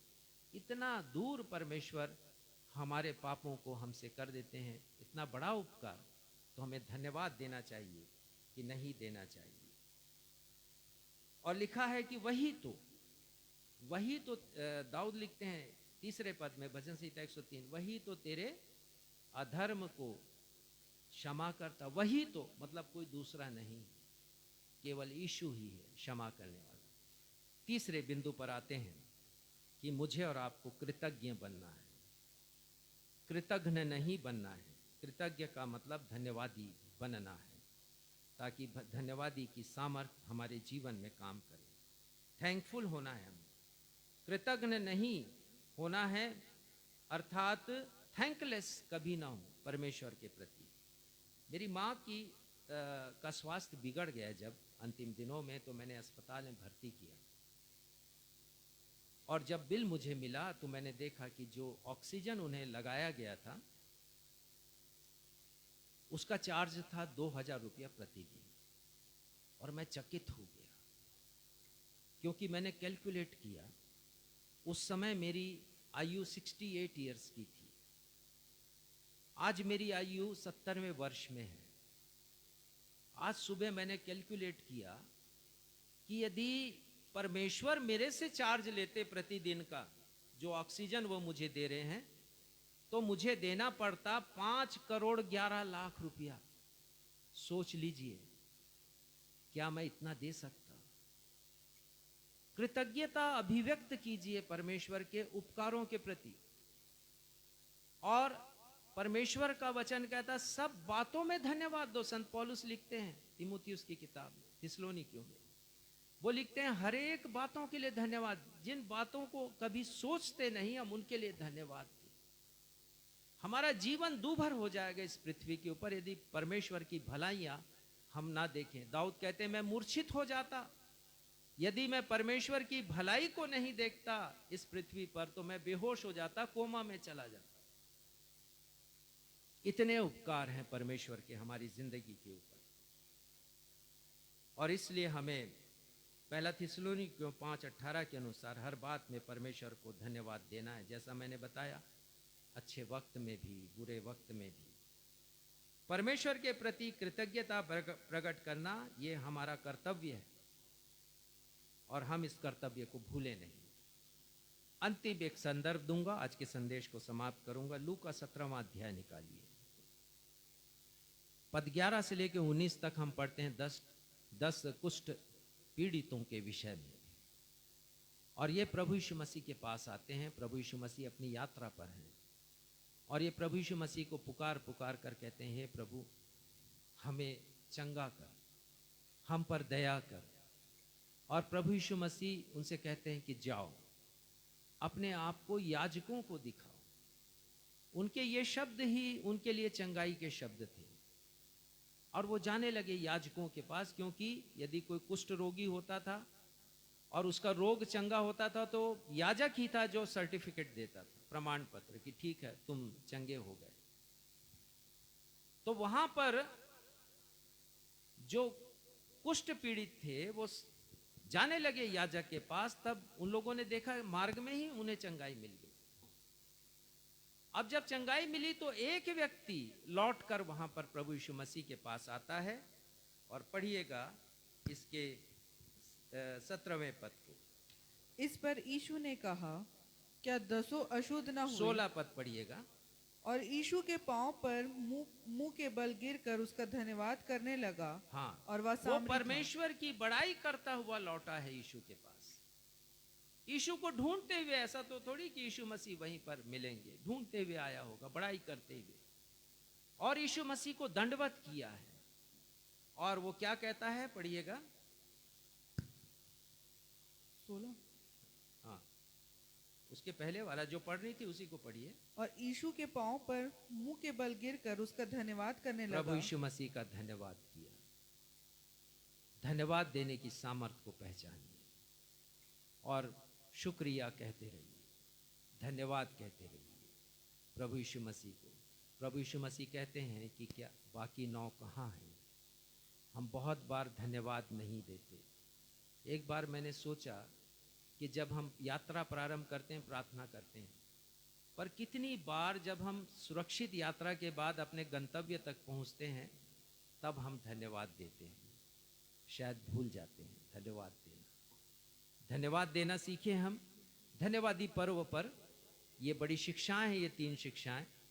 और आप जितने हमारे श्रोता हैं, चाहे वो टेलीविज़न के सामने हैं या अपने मोबाइल के समक्ष हैं, इस बात को स्मरण रखें। आज के बाद हर परिस्थिति के लिए, हर एक अवसर के लिए परमेश्वर को हम धन्यवाद दें। आइए धन्यवाद का एक और हम गीत गाएं। और धन्यवाद के गीत के ये शब्द हैं, जो कुछ है तूने दिया उसके बदले मैं क्या दूं, धन्यवाद का कटोरा उठाकर। हम सब अपने स्थानों पर खड़े हो जाएं।